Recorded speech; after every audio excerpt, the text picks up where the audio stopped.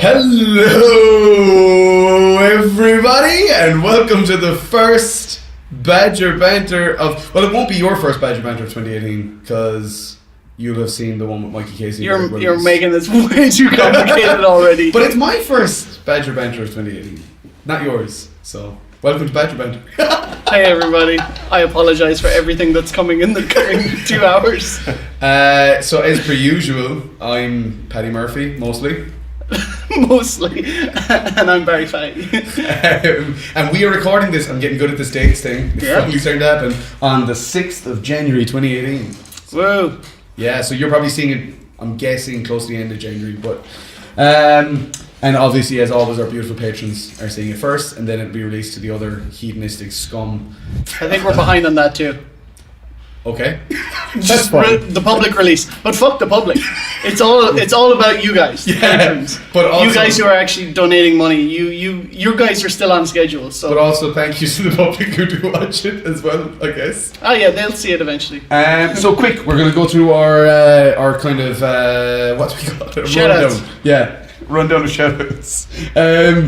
So the first thing is, I'll let you talk about it. It's 2 screenings that are happening. Well, a screening of 2 of our films. Screening of 2 of our films. We, the crew who made Doors up in Dublin kind of decided to do a screening to, I guess it's kind of a fundraiser for Pieta House. So we're kind of looking for mental health awareness shorts. So we're screening Doors, and we're also going to be screening Ghosts, which is Paddy Murphy's film. Who's over there? Which I got a message, one of our patrons, Charlie Campton, when you put up the still from Ghosts. She went to watch it on YouTube, and she was like, there should be a fucking warning at the start of this, because I bawled my eyes out when I watched it. So that was really amazing to hear. Ghosts has had a pretty good, strong effect on people. Yeah, definitely. It was kind of released roughly this time last year. Yeah, we finished filming it in December. And then it was released end of January. Yeah. Of 2017. So it's up on YouTube, and there's a really cool little BTS about it, which I think if you watch the short, definitely watch the BTS. It's where we're watching. Watch the short first, and then the BTS. Just spoilers. Yeah, the BTS gives a lot away, but it talks a lot about, the why of it all. So when's that going on, Bez? So that's taking place on the 19th of January in Filmbase in Dublin. So it may have already happened. And if it did, potentially. It was amazing. Should have been there. The second thing is just the Women in Blood event that's going on here in Dublin. It's happening at the start of February, 1st and 2nd, and it is an event basically. It's tied into this kind of global phenomenon now that's become the blood drive, which was kind of spearheaded by the Solskjaers to begin with a couple of years back. Yeah. And now a lot of people in different countries are taking on board their own blood drives. Which is great. Which is brilliant. And because it's Women in Horror Month as well, they tie the two together a lot of the time. So it's Sarah Louise Elliott is running the one here in Dublin. And she's bringing, I know Katie Bonham's coming over to screen her film Mab. Oh wow, I didn't know. Yeah, it's going to be... So I can actually get to see Mab? Yes, you can indeed. Nice, excited. And I'm talking to Sarah because hopefully there's something we could screen, a Badger screening as part of that as well. So yeah, that's going to be really cool, and it's all for a good cause again. It's for getting those blood donations in, which saves lives. And then also we're involved with the Solskjaers blood drive as well with our short Saviour. Yep. Which is going to be screened at Vancouver Badass? Yes. Oh, I didn't know they were showing them there. Yeah, as far as I know, David is showing the shorts for the blood drive. Thanks for landing me in that one. But yeah, awesome. You got it. I did. That's pretty cool. Because I was like, that's the last shout out. It was like, is this like the best segue, or is he just kind of like throwing it out there? Yeah. So they're being shown at Vancouver Badass as well. Yes. Awesome. So Vancouver Badass taking place on the weekend of the 23rd and 24th of February. Yep. I hope that's the ones, because they're the ones that I have my tickets booked for. It's sunny Vancouver. It's sunny, very, very cold Vancouver. Yeah. If it's anything like last year there was snow and people were like, it doesn't snow here. This is like Seattle, it just rains all the time. It was such a shock to them that it was snowing. Global warming in action. Yeah. But yeah, VBFF is going to be amazing. It's been growing year on year. So I will be there, so come say hi. I'll give you high fives and hugs. Kelly Rowan, I owe you hugs. We talked about it already. I may be there, and if I am, I will give you all the same things. I'll also hopefully have copies of the Three Don'ts, physical copies with me to sell. I'll have polo mints. I'll share them. Yeah, I won't share the don'ts. You'll have to buy it. That's fair. I understand. But it's going to be amazing. There's some, I mean, even just little stingers they've done, and the Vancouver film scene is amazing. So definitely, if you are in that vicinity and can make it to Vancouver for that festival, it's one of the best that I've ever been to. So our own quick little shout outs. Well, first of all, we'd just like to wish, it'll be way after, but we'd like to wish Graham Gill, who's been in a couple of our shorts, Retribution and Mersey Boys. We'd like to wish Graham Gill a happy birthday. It's his birthday tomorrow. Yay! Woo! Tiny claps. And the next thing is just, obviously the 3 don'ts is still available. There is a very, very, very limited number of physical release copies still available. Mm-hmm. So if you want those, head to the3don'ts.com. They will be gone soon, I guarantee you, because we're pretty much reaching the end of that run now. However, the film is also available to buy digitally through Hex Media's website. It's Hex Media / Hex Studios. Yes. Because they're both. Because they're both. It's available to buy through their. It's up on Amazon. It's up on Vimeo. It's up on their own website. Search Hex Media. You come across their website, and the 3 don'ts is up for sale there. And it's definitely worth checking out. For sure.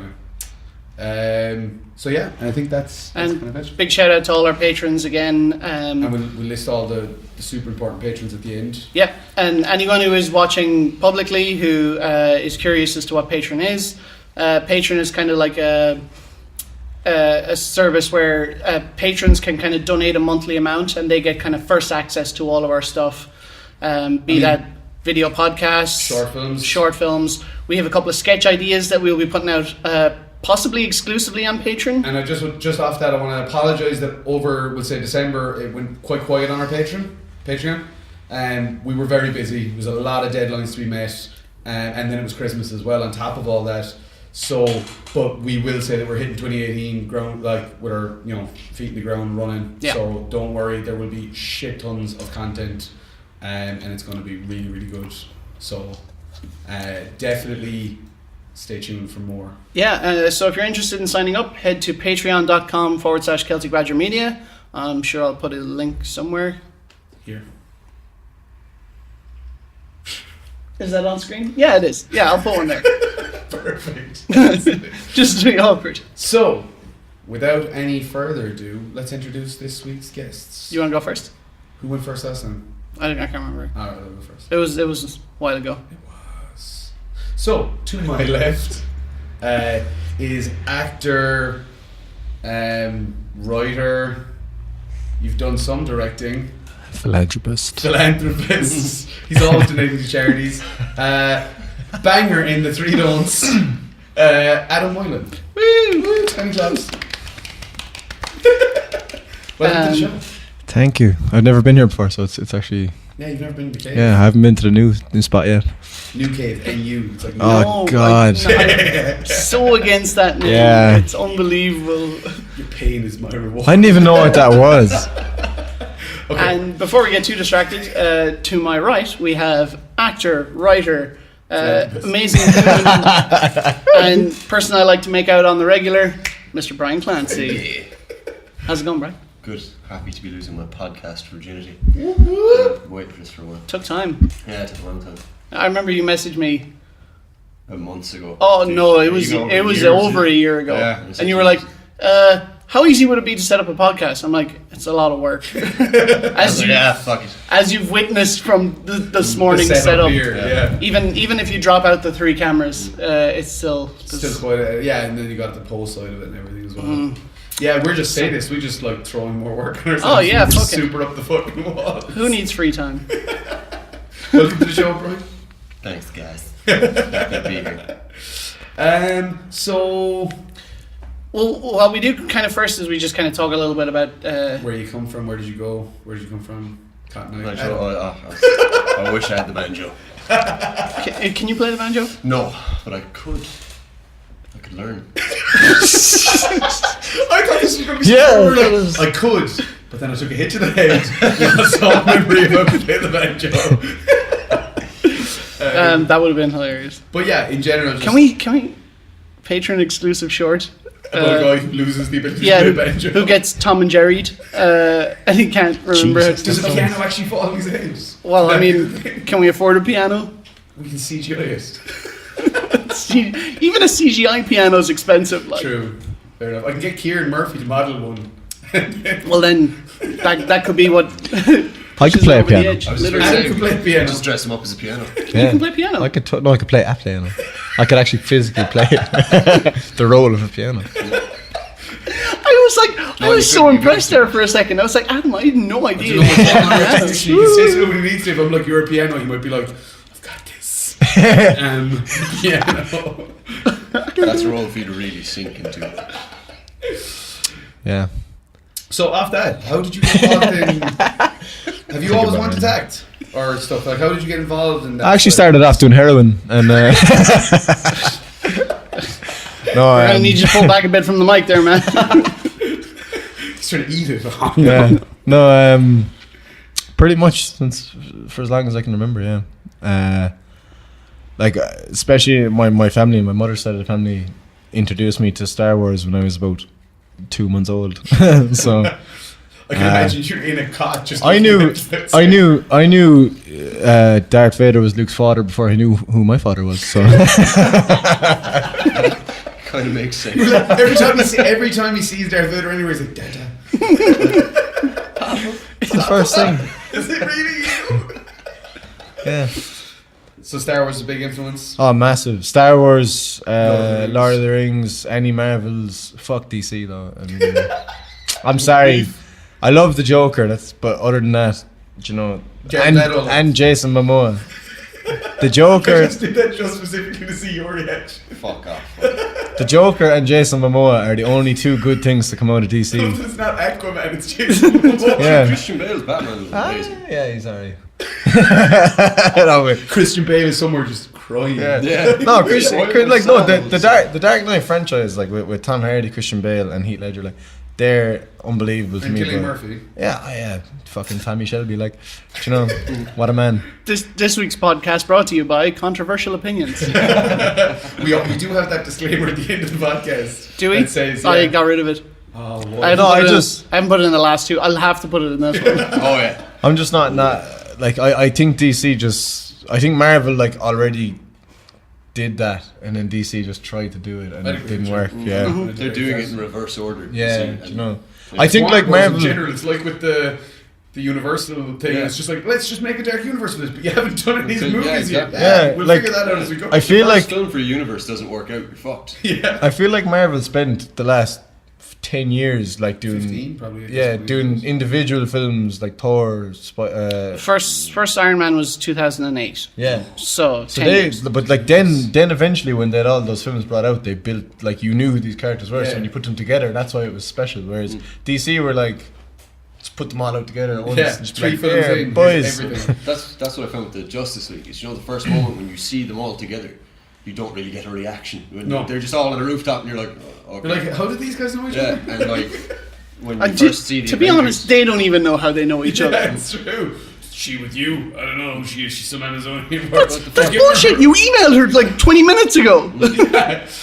No, she's getting her own spin-off film. We don't need to talk about it now. So we went off on a tangent there while talking about how you got into things. Yeah, So- we were talking about your career. Yeah, Adam. no, pretty much. My family had that kind of. They were just showing me films basically from when I was a child, and it was just kind of always there. Like I always wanted to do it because I think a part of it as well is I didn't know. Like I used to find it so hard being like, you know, what am I actually going to do when I grow up? So I'd be like, oh, it'd be cool to be like a cop, or it'd be cool to be like a fireman or whatever, or like, you know, sometimes I want to be the king of fucking Atlantis. Do you know what I mean? So with being an actor, you can do all those things. You can like, oh, I've been a cop before. Yeah. It's Been interesting because I think Luke said something similar when he was on. He was saying that like when he was growing up, he was like, I want to be a forensic scientist because I love CSI.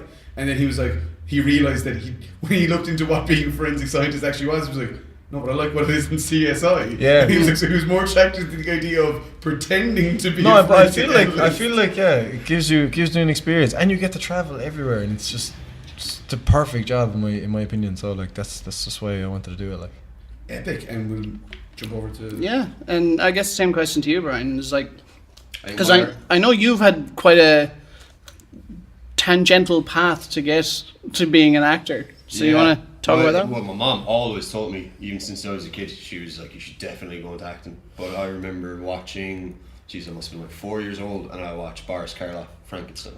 Yeah. And the scene with Frankenstein at the lake with the little girl. And I Yeah. remember, because when you're that young and you don't realise with films that it's, you know, it's all make believe. pretend, Yeah, you don't really realise that when you're that age. And I remember just being so fascinated with Frankenstein. And then my mom told me, she's like, there's a guy under that mask. She was like, his name's Boris Karloff.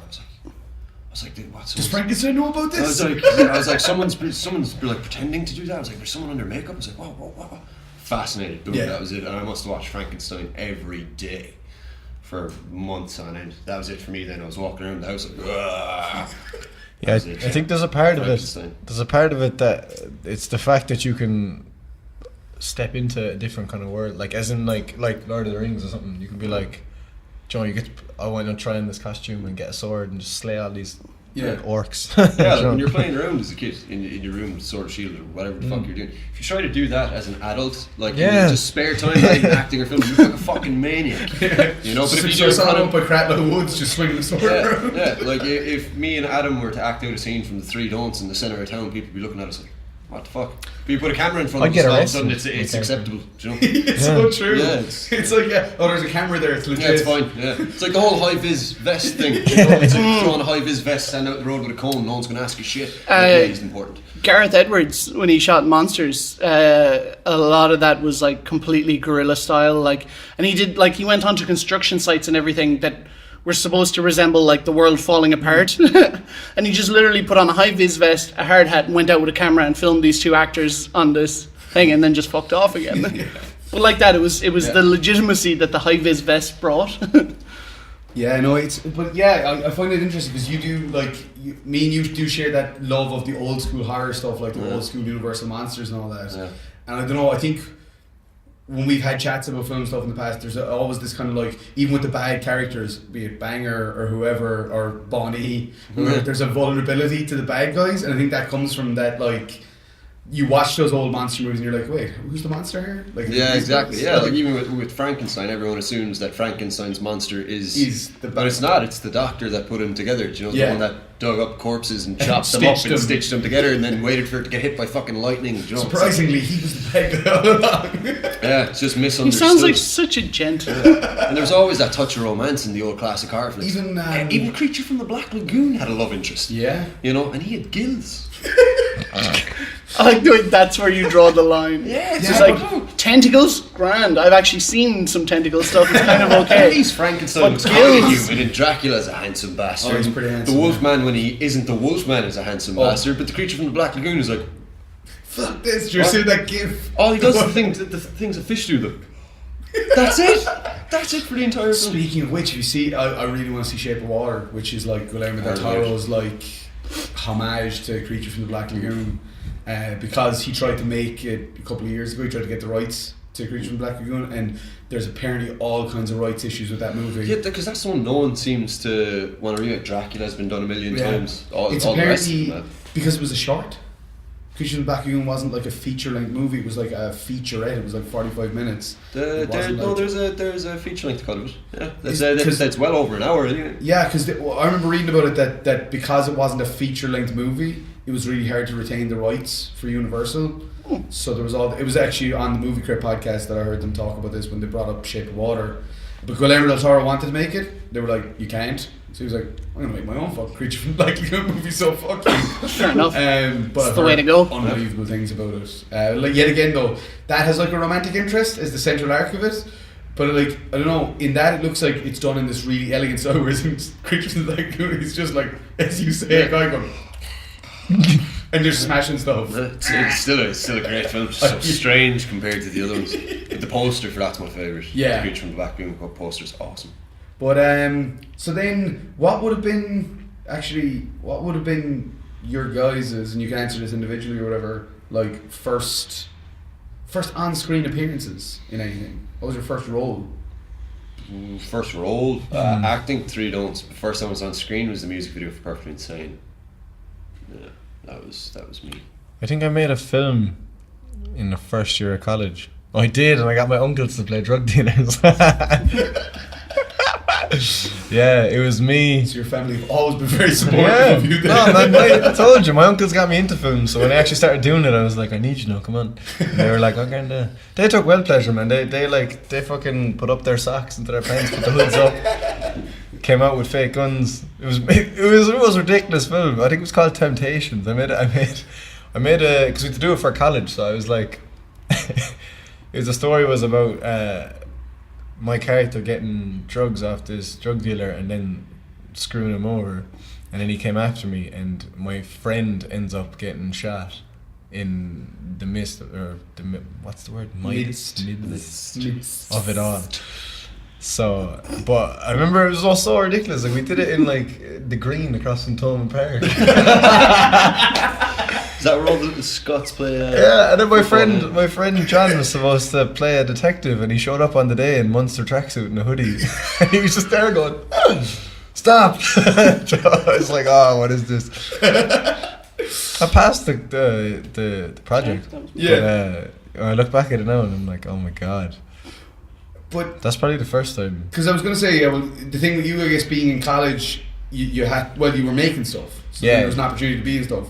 But then for you, Brian, like, I mean, having seen the Perfectly Insane music video, like, it does, there's like a 9-minute cut of it, which is quite I played a ghost in that, is that night? Yeah, you're rocking the corner. Yeah. Because, but that does, it already seems like you had, like, there was a story being told in it as opposed to just being a music video. Yeah, like when Aaron said it to me that he needed something that was a short film, I instantly got like super excited. So I was like, how do we tie it into the song itself? But I remember we originally had, I can't even remember what it was, but I know that me and Aaron had like this whole other concept for the castle. Like I'd been out in the castle so many times, so I knew the place by memory. So we wrote out this big thing. We were like, okay, we're gonna do this, we're gonna do that. It was like you then the second we got to the castle, we were like, okay, plan out the window, let's wing it, because it was just like, I don't know, like, our imaginations just ran wild. It was something to do with you kidnapping Nathan and then becoming him, you no, it was like a split personality of the two. Yeah.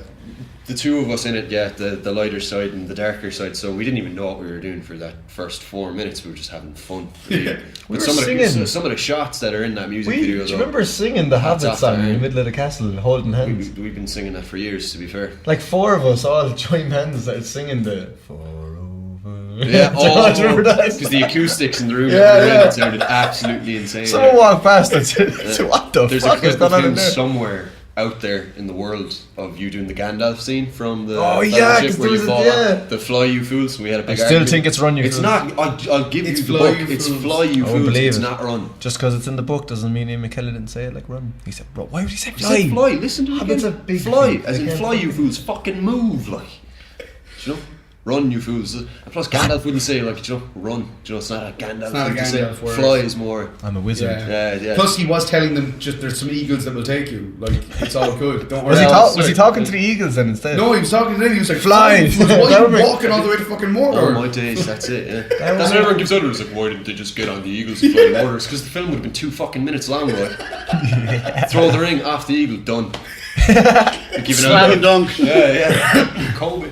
What's it, I don't know how to segue from that. What was the question? I was talking about the music video. Yeah. So I guess going from the music video, how did you get more serious about it? I had more fun with the filming side of it, that I actually forgot about the music that I was making, like just messing around with the cameras and what can we do here and what can we do with this. But I've always been writing short stories, but I never thought to turn it into something until that, when it was like, you should give this a go.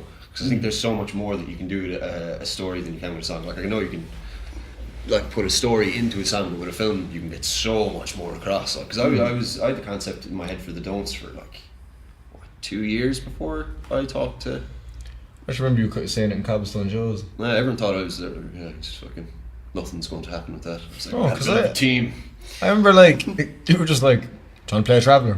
I was like, no bother. I'm sure we were always talking about it in school as well. In 5th and 6th, the boys would be laughing at us. That's why we both failed maths.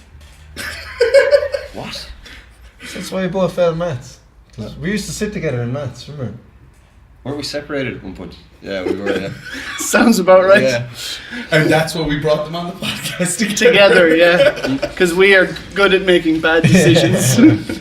Yeah, it's interesting because I had worked with Adam for quite a bit before I met Brian. I'd been working with Adam on like a bunch of shorts. Adam and Sean and Aaron, and then we screened those shorts.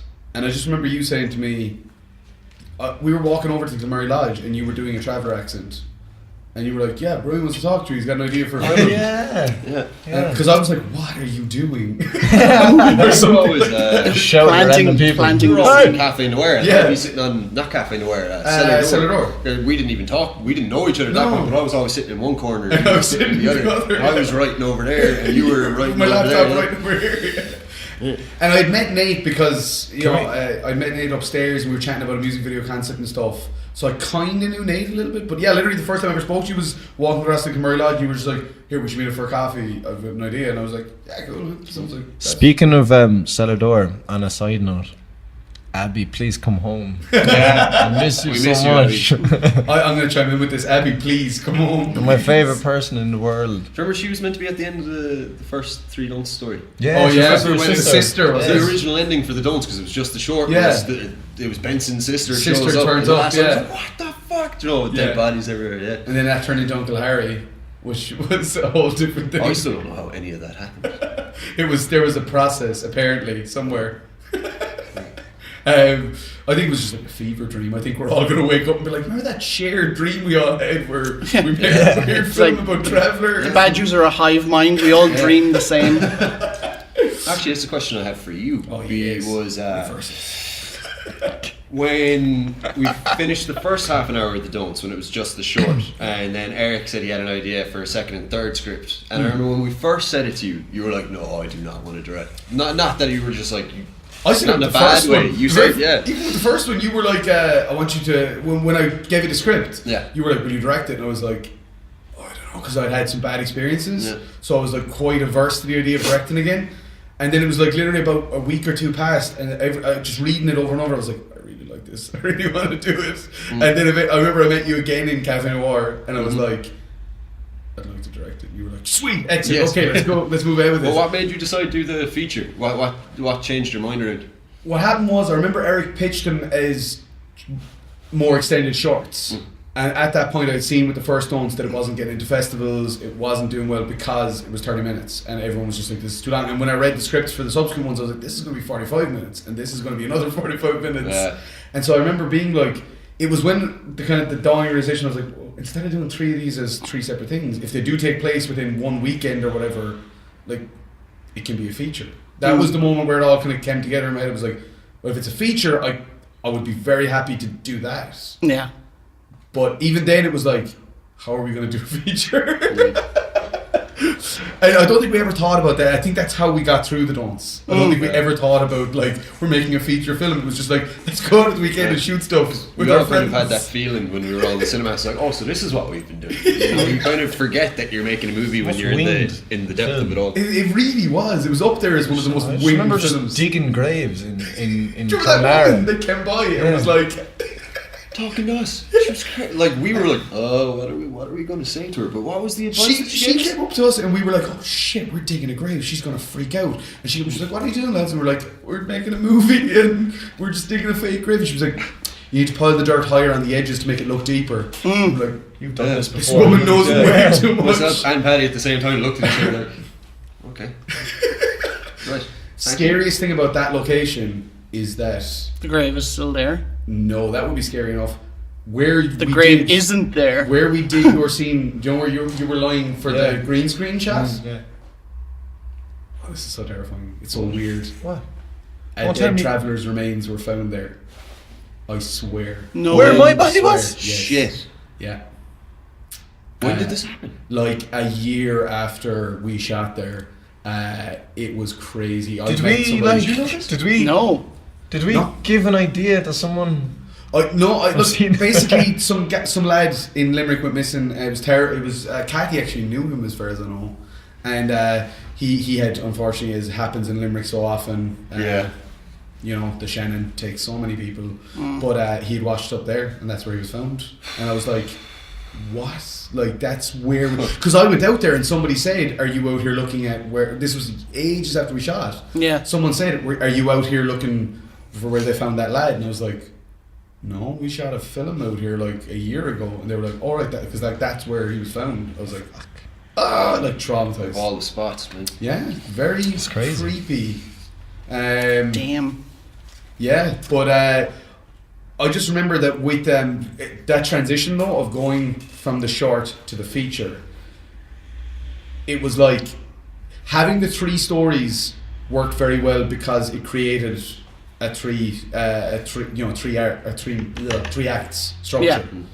Yeah. I do remember Critical Mass, or no, Trigger Warning is almost exactly the same film more or less that Eric had written. Yeah. But I do remember when we came to Critical Mass, we had to do a lot of rewrites, a lot of reworks. We rewrote that how many times? Like 3 times. I don't know how many times we met up just to be like, we have to change the ending again. Yeah. And again. Yeah, and again. And again. And we finally settled on the final one. We were shooting the scene up on the Strand, and Nate, we were like debating over like, spoilers, no, not really, but like we were debating about like, oh, should this character make it or blah blah blah, and Nate was just like, why can't it be both? And we were like, that's the best advice anyone's ever given, ever. Yeah. I remember you and me going off on one in Cobblestone Joe's when we came up with the final ending.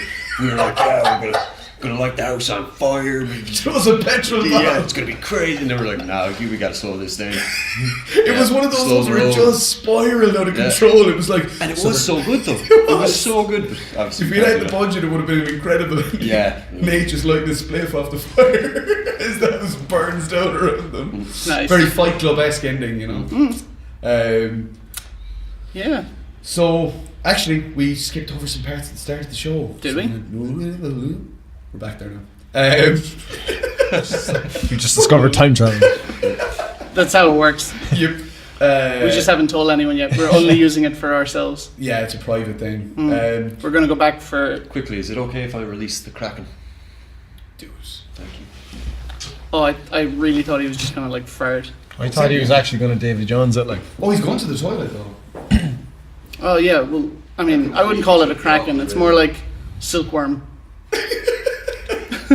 What? Silk? Yeah, silkworm. How do you feel about Silk? Fucking, like, do you know what I'm saying? Like, No, He is. He has silk boxers Silk. on for sure. I like Silk Rose. While Brian's in the bathroom, I was a DOP on one of Adam's films. Oh, yeah? His final year project for college. Oh yeah. Oh, Home. Yeah. Yes, I've seen Home. Yep. I that was my first ever DOP. Yeah, that was an interesting time. I remember that it's the same house as. It's the Don'ts As and you know, Intervention. Yeah, but I just remember being out there. I love being out there, but I remember when you finish your scenes and other people are doing your scenes, there's nowhere else to go, and you're just literally like. That's the whole thing of being I'm actor, just isn't it? Hurry up stuck. and wait. Like I'm just stuck in this field of cows. You should do what my Shawcross does, take pictures of those cows and then put them up and get loads of likes. But yeah, we need to jump back and we need to do our top picks of the week. Whoop, whoop. Who? Top picks of the week.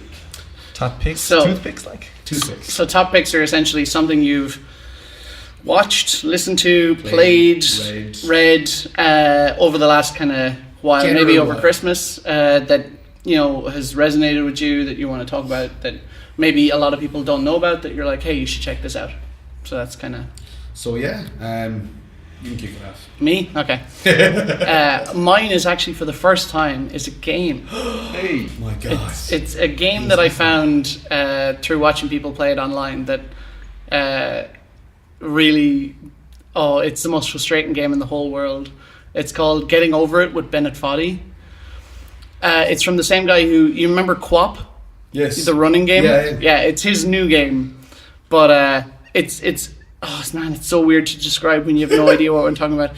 So it's a guy who's sitting in a cauldron who has a sledgehammer, and the aim of the game is to try and use the sledgehammer to climb up a mountain.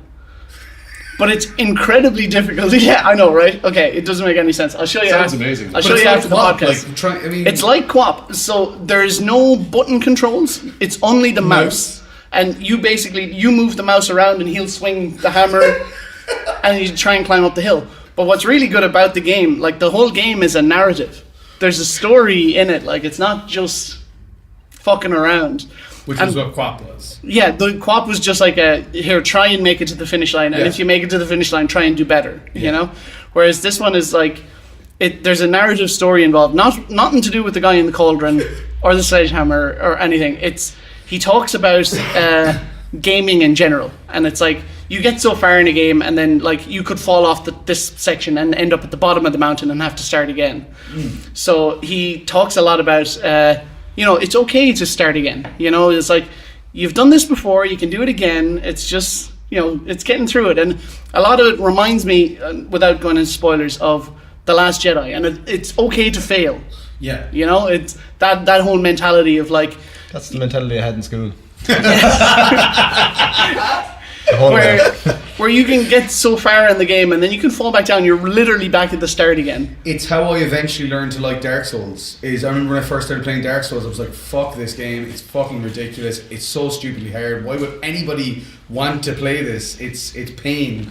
And then I realised I was like, oh wait, because you actually learn each time you get killed, you get better, and then eventually you can pass the part that was killing you hundreds of times. And that's what he talks about. He talks about it's an homage to a game that came out in 2002 called Sexy Hiking, which was basically the same principle. It was a guy with a small hammer who was trying to climb over obstacles. Wait, no, a second.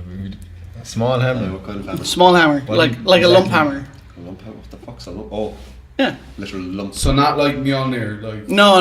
It was like... But he talks about that game, and basically that game was insanely difficult. Yeah. And then he was like, when he was building this game, it was like he'd build an object, and then he got frustrated because he couldn't get past it. And then it was like... Sounds like director's commentary. Yeah, it almost is director's commentary. But he talks about how, like, no matter how hard he tried, he couldn't make it easier. Because he felt, when he got past it, then he felt a reward that he wouldn't have felt if he made it easier. Yeah. And then he talks about, like, he deliberately built the game really difficult so that, people would feel rewarded when they got past a certain point. And I was like, I really like that. It's kind of a cool kind of philosophy to throw in to such a random fucking game. That sounds amazing. Have you ever played Thomas Was Alone? No, but I've heard about it. You definitely play Thomas Was Alone. It's so good. It just sounds hilarious. It's amazing because you just play as a little block. You just play as like a little green block or whatever, and he meets other like shapes. But there's this whole story going on. I think some really well-known British actor like voices. That actually, I have seen this. This is the one. It's like a dark room, but it's like a maze thing you go around. Kind of, but like each level, then it's like it's terrifying because it almost feels like if you were to break it down into what it actually is, it feels like the narrative is like birth through death and all the stuff that happens in between, because like he's like alone and then he meets this thing and this thing shows him how to do stuff and then he meets another thing and he's in love with that thing and it's so random and obscure, but by the end of it you're like, my whole worldview's changed. It's incredible. Thank you, Thomas. Thank you, Thomas. Thomas. So that was my top pick. Thomas. Getting Over It with Bennett Foddy. Okay, Getting Over It with Bennett Foddy. Gotta check it out. I'll show it to you after the podcast. I have it on the computer. So Adam, what is your top pick? My top pick is a documentary on Netflix that I just saw. I've watched it about 5 times now. It's unbelievable. It's called Under an Arctic Sky. And it's about 6 surfers from California that have this dream of surfing a wave that no one's ever surfed before under the northern lights of Iceland or wherever. So they go over and they film the whole thing and they're all talking about it, but like they go over and when they hit Iceland, it just so happens that the biggest storm in the history of the country, or in like 25 years or something, is about to hit Iceland as well. So they get caught in this storm, and there's 6 of them in like a big Land Rover Defender thing, and they all have surfboards, and they still get out in the middle of the storm, and they're just mad for waves, like, and they're getting to the boats, but it's everything about it. Like, I mean, it's the music in it. It's just a thing. It's only 40 minutes, and it's a thing you could just sit down and just watch over and over and over again, because they're just a bunch of lads, like, just having a laugh, like, and they went there to surf a wave. And that's all they and they made sure they did it. Yeah, yeah, and like they get caught in all these storms and stuff, and there's talk of them maybe turning back or maybe you know, we might be able to do this, whatever. But then eventually they're just like, fuck it, like, you know, you're never going to get to surf a wave under the Northern Lights, like. So they kind of wait until the storm is kind of past. I don't know if they extend their trip or not, but they wait a good bit, and eventually they get out, and the Northern Lights only appear for a certain amount of time. So you can see your man calling. They're actually langers, I think, as well, when they're doing it. Like, as in, because a few of them, two or three of them drive out to have a look, and the rest of the lads stay back at they're staying in this like log cabin thing, and they're all getting wrecked. Like, they're doing like shots of whiskey or whatever, you know.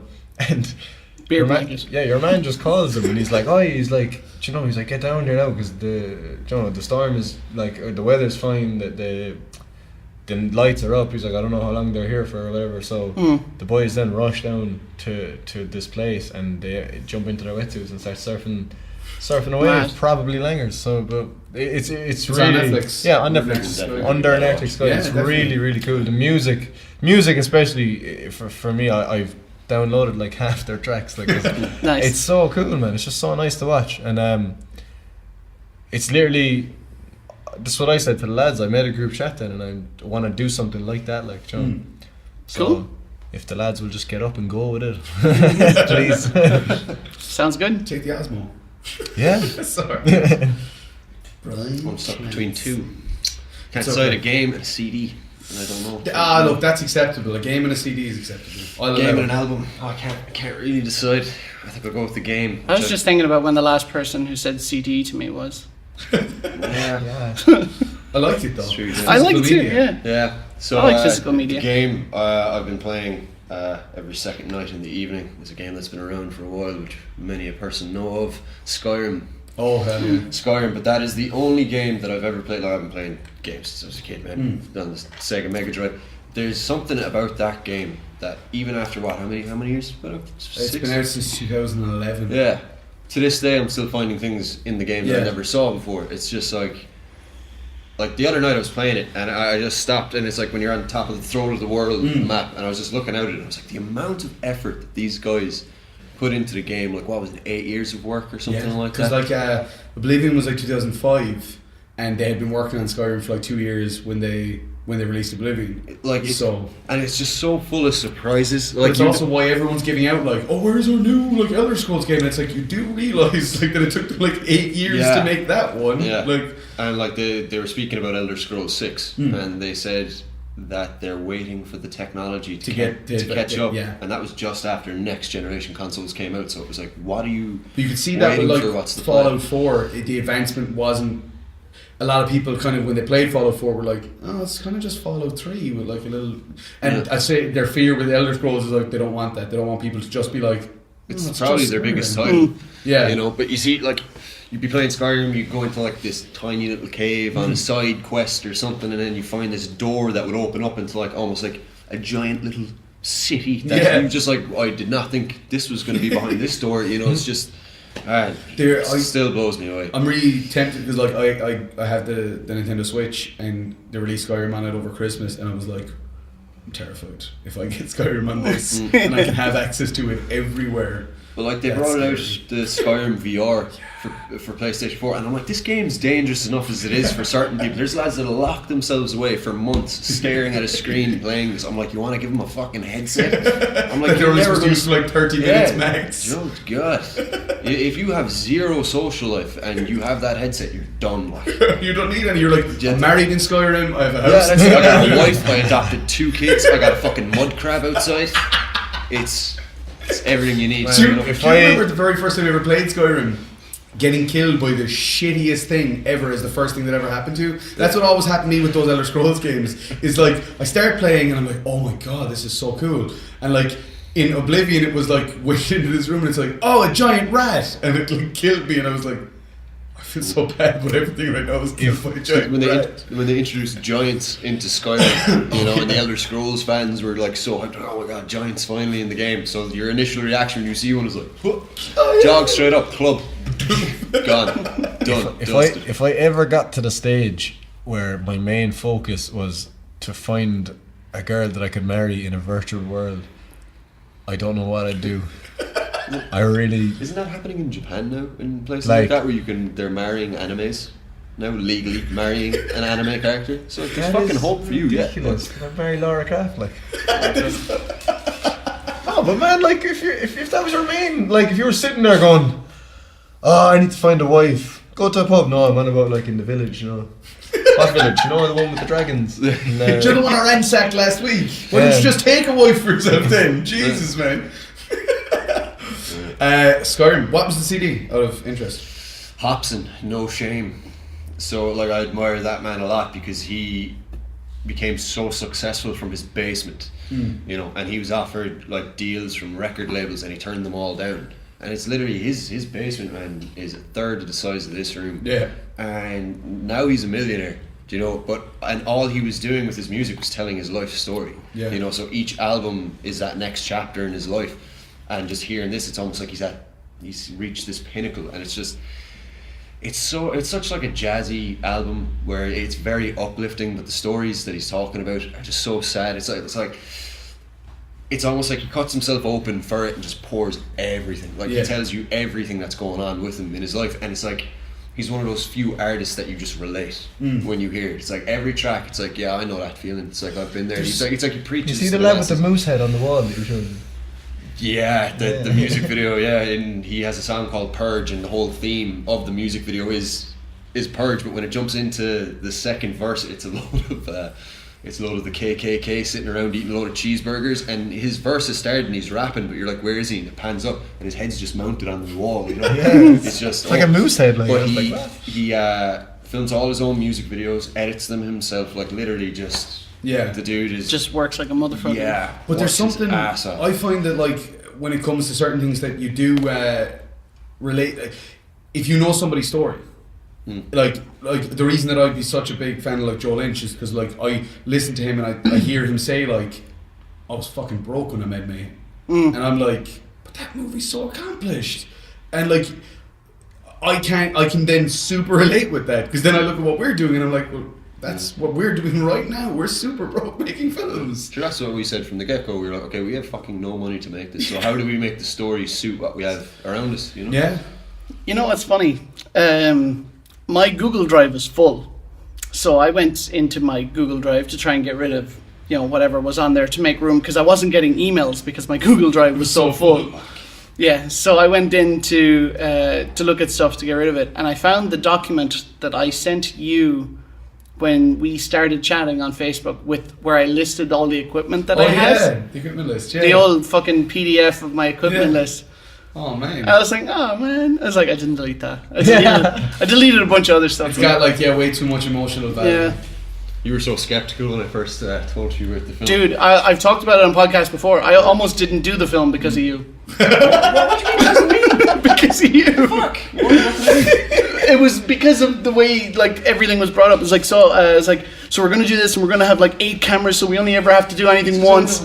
I know, yeah, and that's when I was like, I don't know if I want to be involved in this. And then you sent me the script and I read the script and I was like, God damn, that's good. It's like, I'm in. It's like, but we can't do it with 8 cameras. What's it? I'm trying to think. I know I had a top pick considered. Considered. Yeah. Yeah, no, I was going to go with a TV show, but instead I'm going to jump onto the game. Surprisingly. It's game week. It is game week, man. No, it's the one I was telling you about before we started, which is Firewatch by Campo Santo. Do you know like when you see Up for the first time and you get that intro and like 10 minutes into the film you're just like in bits and you're like, I know this guy's entire life story and now I have full empathy with him like right 10 minutes into the movie. Campo Santo did that with Firewatch where like, I mean, to describe what the game is about, effectively you're a guy who goes out to work in a forest watching for forest fires if they break out and you have to report them, which sounds so mundane and rubbish like, but the way they do it is like the first 10 minutes of the game are just it's just a selection of choices and those choices are all like ridiculously emotionally charged. And so literally by the end of those first 10 minutes you're like, I know this guy, I know him inside out, I've lived his life. It's almost like that Roy episode of Rick and Morty where you're like, I've lived this guy's life, because it's like his wife gets dementia and he has to make all these hard decisions about what he does, and it's just like gut punch, like right out the gate. And so then every decision that you make then within the game, you're thinking back on those first 10 minutes and the character that you know this person is and how he'd react, and it's really good. Sounds very Telltale. It's kind of Telltale, but it's got that like first person, like, and yeah, you're just walking around like, oh my god, this scenery's so beautiful or whatever. And she's like, go down. Some kids were down by the lake, like with fireworks. So you go down there, and like then you have the option of being like, get the fuck out of the park because you could set the whole place on fire, or being like, they're just kids having fun. Yeah. Do you know what I mean? And it's like, it kind of is almost a little bit of a personality test, like to see how you react in certain situations. Speaking of personality tests, and going back to what you were saying at the start. There's you know Vsauce on YouTube. I know your hat, which has Vsauce on. Yeah, they're kind of like a science channel. They have a YouTube Red original series called Minefield, and in it, and the first episode that's free because YouTube Red isn't available here. Skype. Goodbye, Paddy. So in the first episode of, I knew my phone was off. It was a fucking laptop. In the first episode of the new season, they talk about this hypothetical problem where you are sitting at the controls of a train, and you have people on both tracks, but you have to decide which track it goes down. So there's 5 people on one track and there's 1 person on one track. And as the train is barreling towards, you have to make the decision.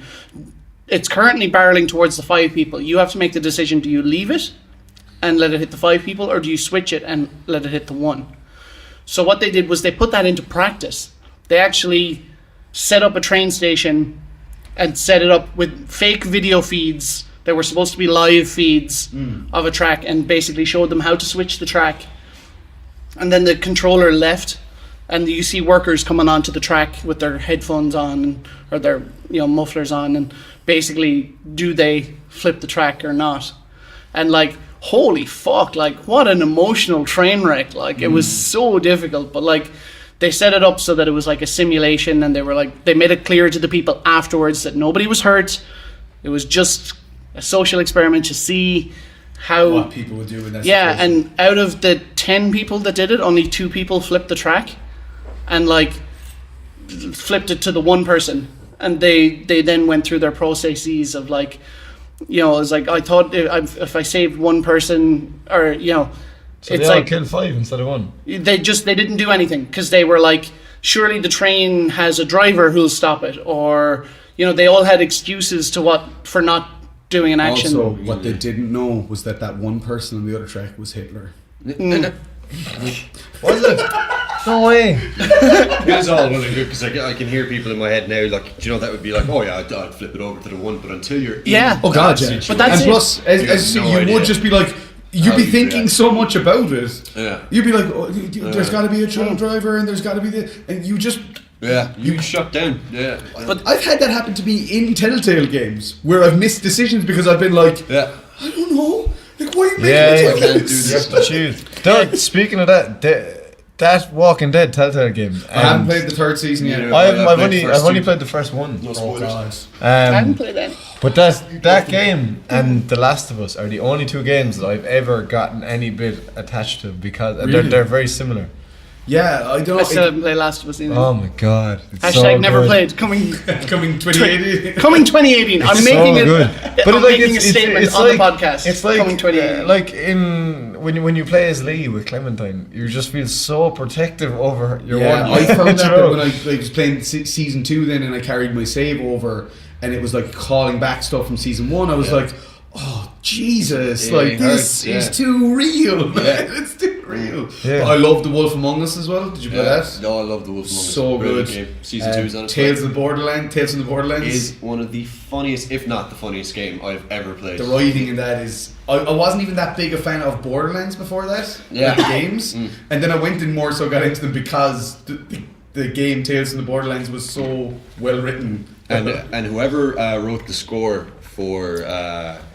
The Wolf Among Us. My God. Second season of that's coming this year. Give you a hug, because the whole layout of The Wolf Among Us is brilliant. Like, that should be a TV show. The comics are unreal. If you ever get a chance to check out the Fables comics, which The Wolf Among Us is based on. I when I did get into them, I just read all of them, which is so many. It's like 130 Wow. issues, and I just was like obsessed. The characters like Bigby Wolf, Yeah. taking all these fairy it's tale all characters. the fairy tale characters in like it's almost like a hidden area of like New But York like it's or a something. gritty, realistic. Yeah, and they have to take what's it called, so you can't see their true form. Oh, I can't Glamour. remember. Glamour, yeah. Glamour, you have to take which glamour. they get from like fairies and stuff. Yeah, and I love how Bigby is essentially the big bad wolf from the Three Little Pigs, and doesn't he have one of the He's pigs now, living with him? he's now a detective. He is one of the pigs living He's like an living with him. alcoholic, chain-smoking pig that won't get off the couch. It literally would make such a good TV show. You know what happened? It was optioned for a TV show in 2008. HBO or someone was like, "Oh, we're thinking of picking up Bill Willingham's Fables as a TV show." At the very same time, Disney went, "Well, we're putting on a show called Once Upon a Time, which is basically almost exactly Fables, the thing."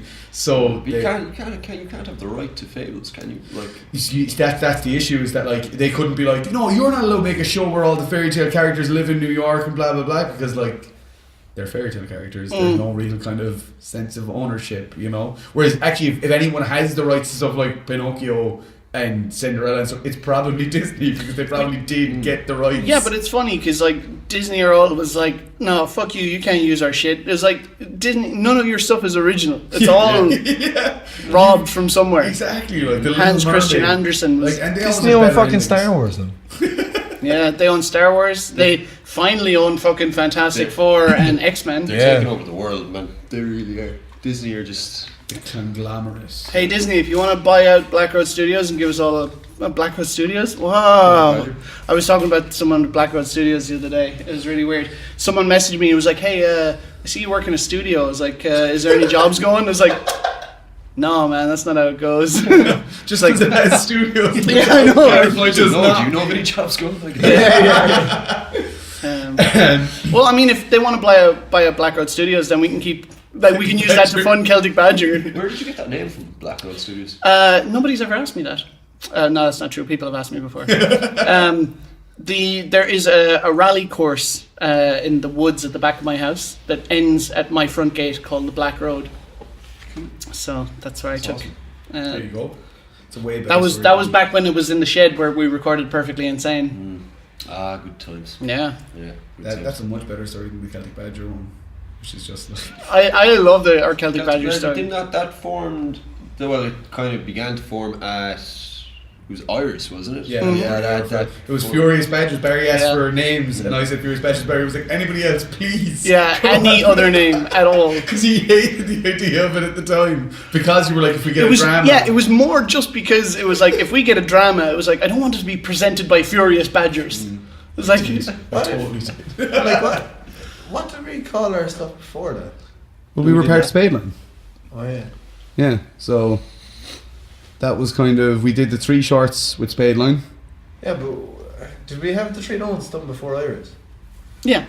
Yeah, but we weren't really. That was kind of. It was just kind of a let's do this type Yeah. thing. It wasn't like we should be a a collective. formal co-pro, Yeah. you know, all this stuff. Mm. I still think it's ridiculous that we won Best Prop on Iris? Yeah. Oh, you did, yeah. Yeah, because they didn't Yeah, but Stephen you Tubbs and the lads you drop just- it off the thing as well. Yeah, but didn't Tubbs didn't they base the story around their prop? But you see, we also won Best Use of Character, and we based our entire story on 2 blind spies and an optician.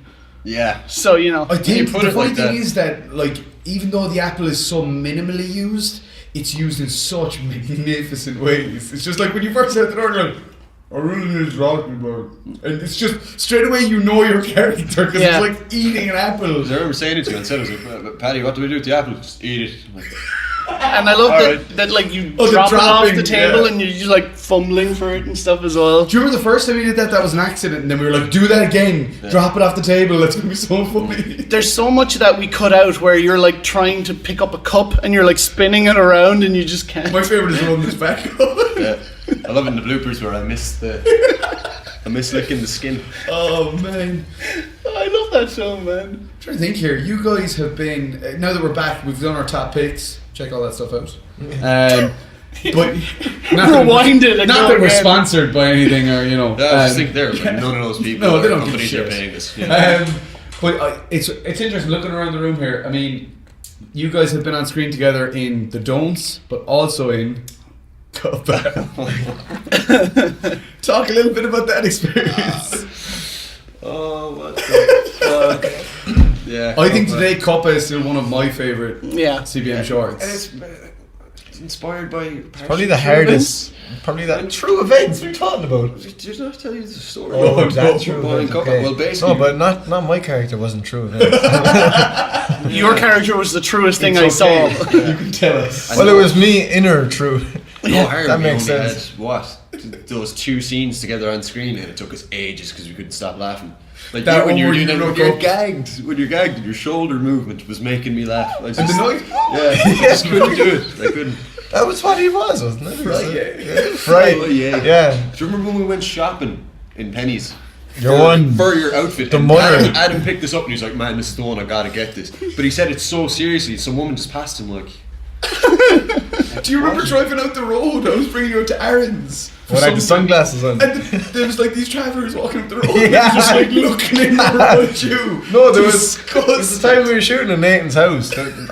All my scenes were in the house, but there was the one time At the where door. when I had to call to the door, I had to wait outside in the public. Right? The one time I went outside, a bunch of people just walked past, and they were all just a massive group of about 12 to 15-year-olds, and they were just looking at me, and I was there in a 6-year-old girl's pink Bathe top, onto you. like literally Painted on. almost, yeah, like. But I remember screaming at one of the lads on set, well not screaming, but I said, there were there's a group of people coming and Adam's outside, we're doing the take, and I was like, can you please just delay it so we can just see their reaction? I was standing outside the door going, covered in makeup and eyeliner and my hair straight. You looked fantastic. I looked fair. fucking glorious. You were Right? glowing. I was phenomenal that day, right? But I had Do you remember we went out to Aaron's though and his dad's friend was Yeah. there? He was like super homophobic. Oh yeah, that's right. I just stayed in character. I was like, well, And he was just like, Aaron, what kind of people do you Yeah. What's he doing here?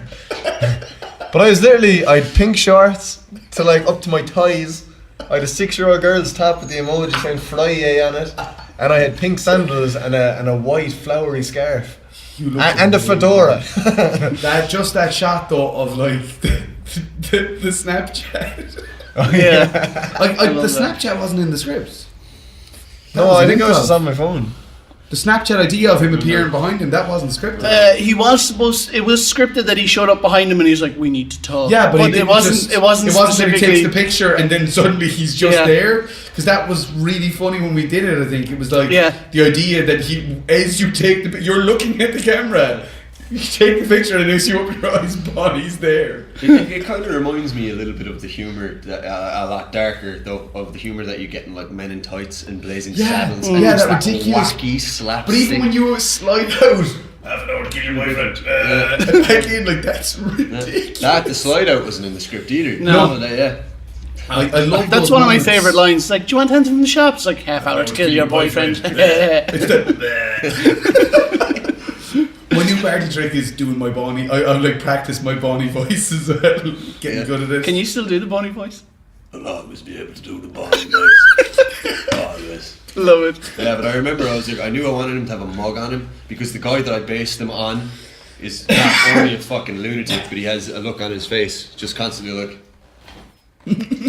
like this stare was like the way his bottom lip folds. Like I want to do that, but I didn't realize the lip was always fucking I just shaking. love when you're just sitting on the couch staring forward.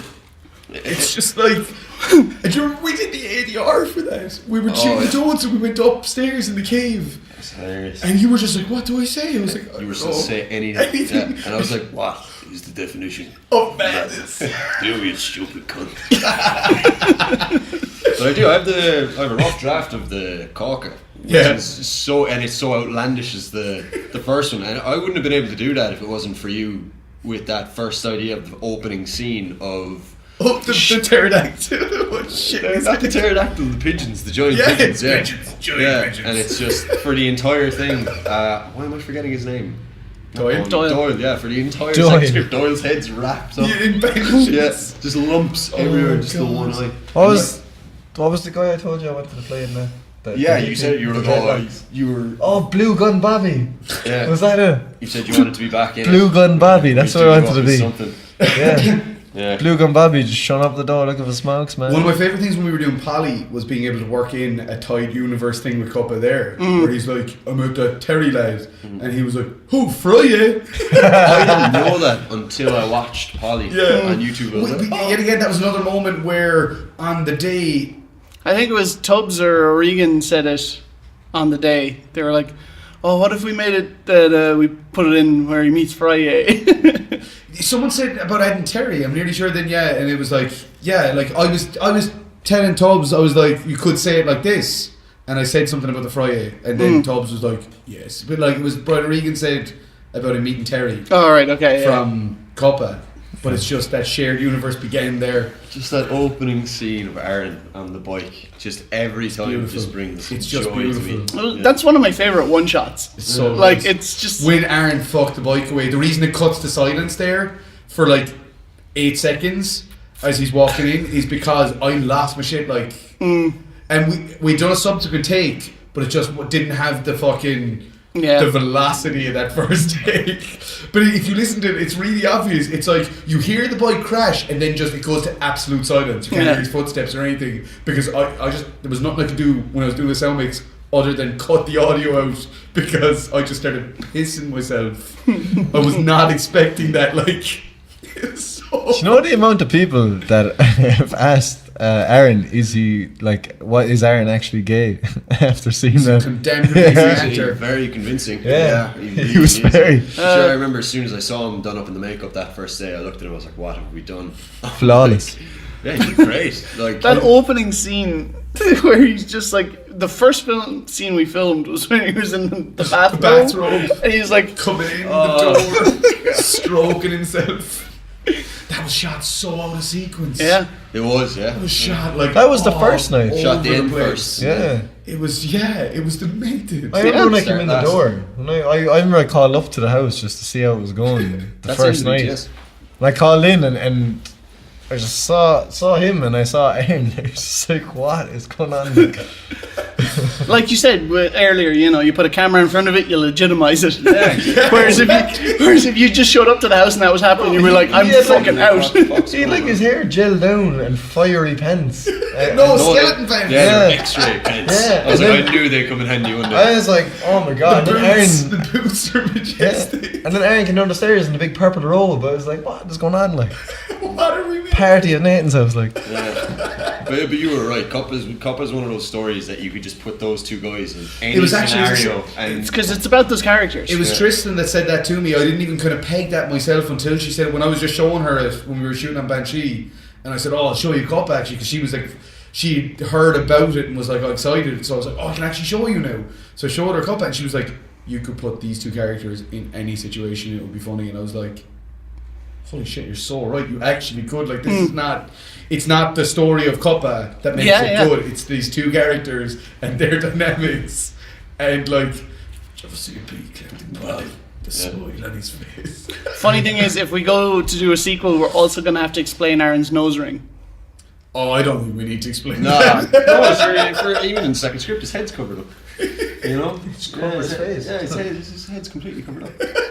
His head is completely his face, everything inside. Oh, really? Or you could put it. Bonnie bashes his fucking just face. say Bonnie got his nose pierced as a sari. That's the only short that I've been a part of where strangers come up to me and said something about it. I was like, Mickey Martin's waiting on Mikey Casey for a pint. Of course I was. And some guy came up to me and he was like, Bonnie's my hero. And I was like, what the fuck is wrong with you, man? That should not be what you aspire to, a hero, man. No. That's pretty funny. Yeah. But it's like that, I mean, when we first started going into Tuscany, like, and Nick was like, oh my god, Cuppa is like the best thing ever. And I was like, what?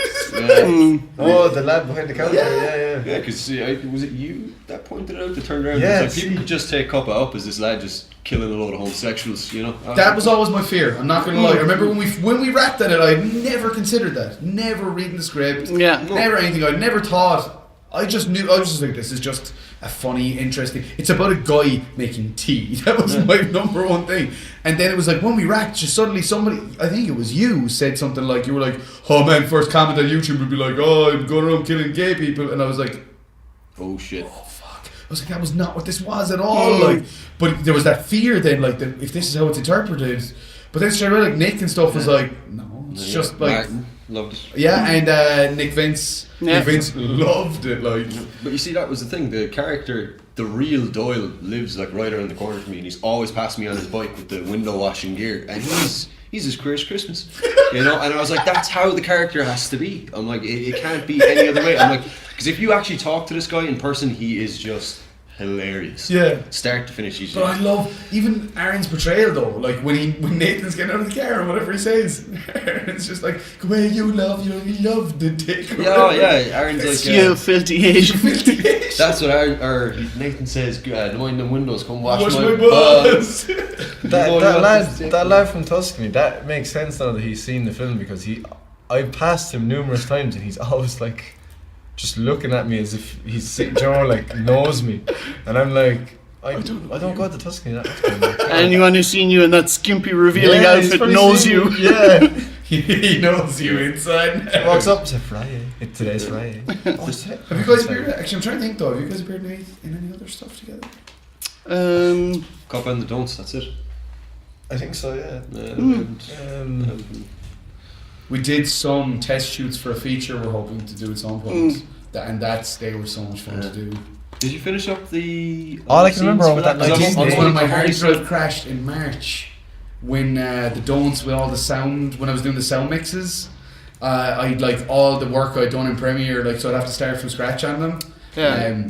I just haven't brought myself to do it since. All I can remember about those testers is steak. My favourite thing is the steak one exists. It's on a private link on my YouTube. Yeah. And there's another one that exists. Actually, I'd like to release them as patron things if I can get permission and stuff. Yeah. Because they'd be good patron rewards. But You're gonna have to have a little bit more of a lead in to explain what they are. They're little test footage things. Yeah. Well, if we get to release them, just to to give our patrons a heads up. There's the one that isn't finished yet, and it's my favourite one. Is the bedroom? Oh yeah, that was so good. Every time I watch it, like even if I'm trying to go back to re-edit it and stuff at the moment, it's so funny. It's just you be like, "How'd you do it?" It's so golden. You see, that's the thing. Even with you and I together, we've never really spent that much time on screen together. So it's going to be weird for us to finally do a long scene. You know, it's going to take us forever.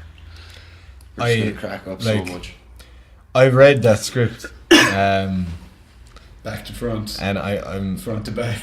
I'm thinking throughout, like, okay, this is like a 2 or 3 minute take, facing him. It's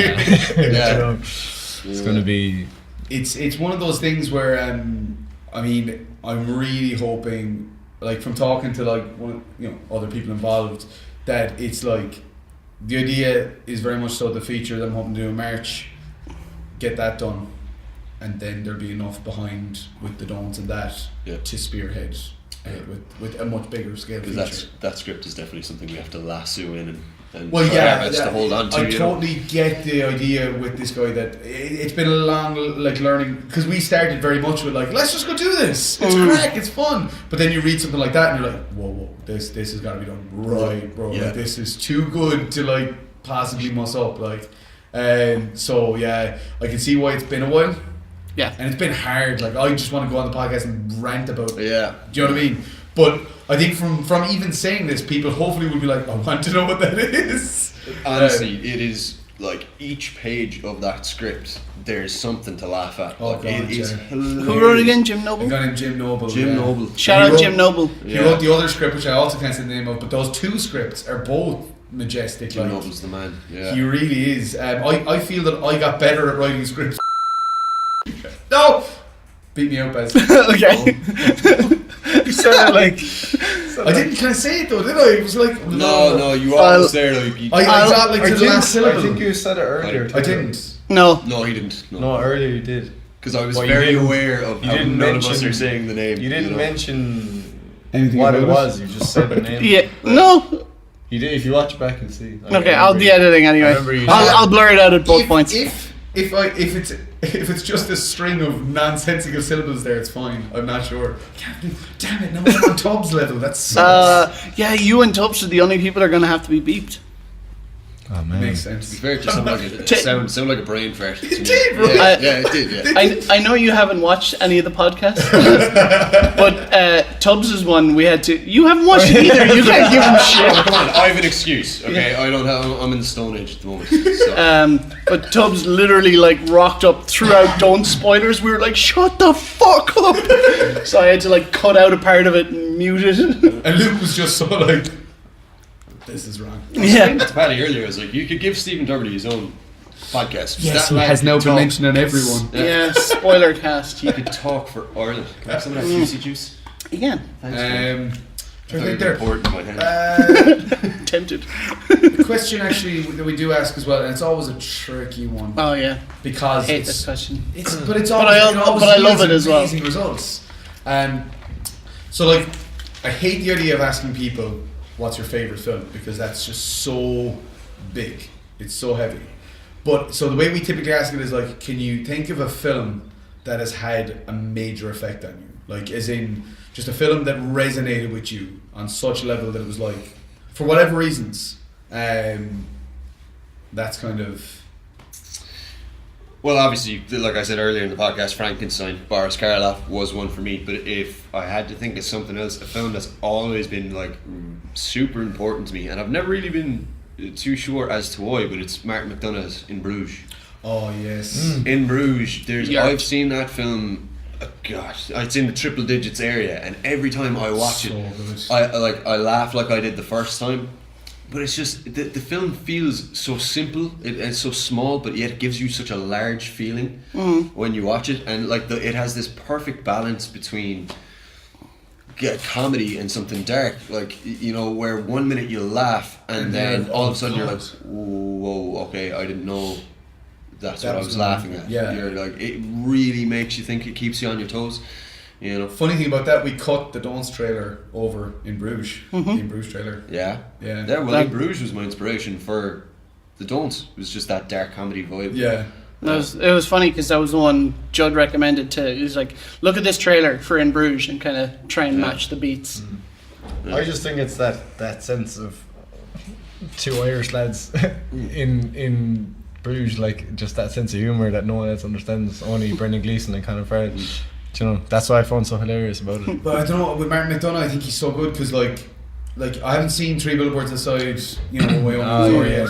But straight away I'm like, oh my god, because I don't think for him the Irishness helps, but I don't think he's dependent on it. Like when you watch Seven Psychopaths as well, it's so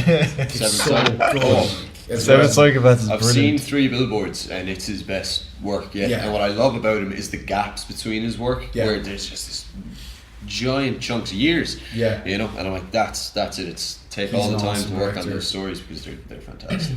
What about you, Mylene? I have a few. It's of quite a few. Top one, top three. There was a few films that I've loved particularly over the years. Like there's been. Like I loved 127 Hours. Like great film. Yeah, the one with James Franco. Great film. Really cool. Like because it was just that scene when they actually show the nerves in his hands and everything when he's cutting them. But like the sound design they put in was so good. Yeah, it was all done so well, and it was a true story as well. Yeah, based off Aaron Rosson. So but there was that, and then there's like, you know, obviously Inception and The Departed and all, any movie with Leonardo DiCaprio basically. No, but I remember one that properly stood out to me, and it's people might find it weird, but it was Avatar. Do you know James Cameron's one? Avatar is a fucking great film. Like, because like I know they say like, apart from the font, I know they say like just the story. It's just papyrus. Well, I know there's people are saying the story is just the same as Pocahontas type of thing, but like Dances with Wolves. But like it was the first time I went to see a film. Like, and I came out of it and I wanted to be an Avatar. Do you know what I mean?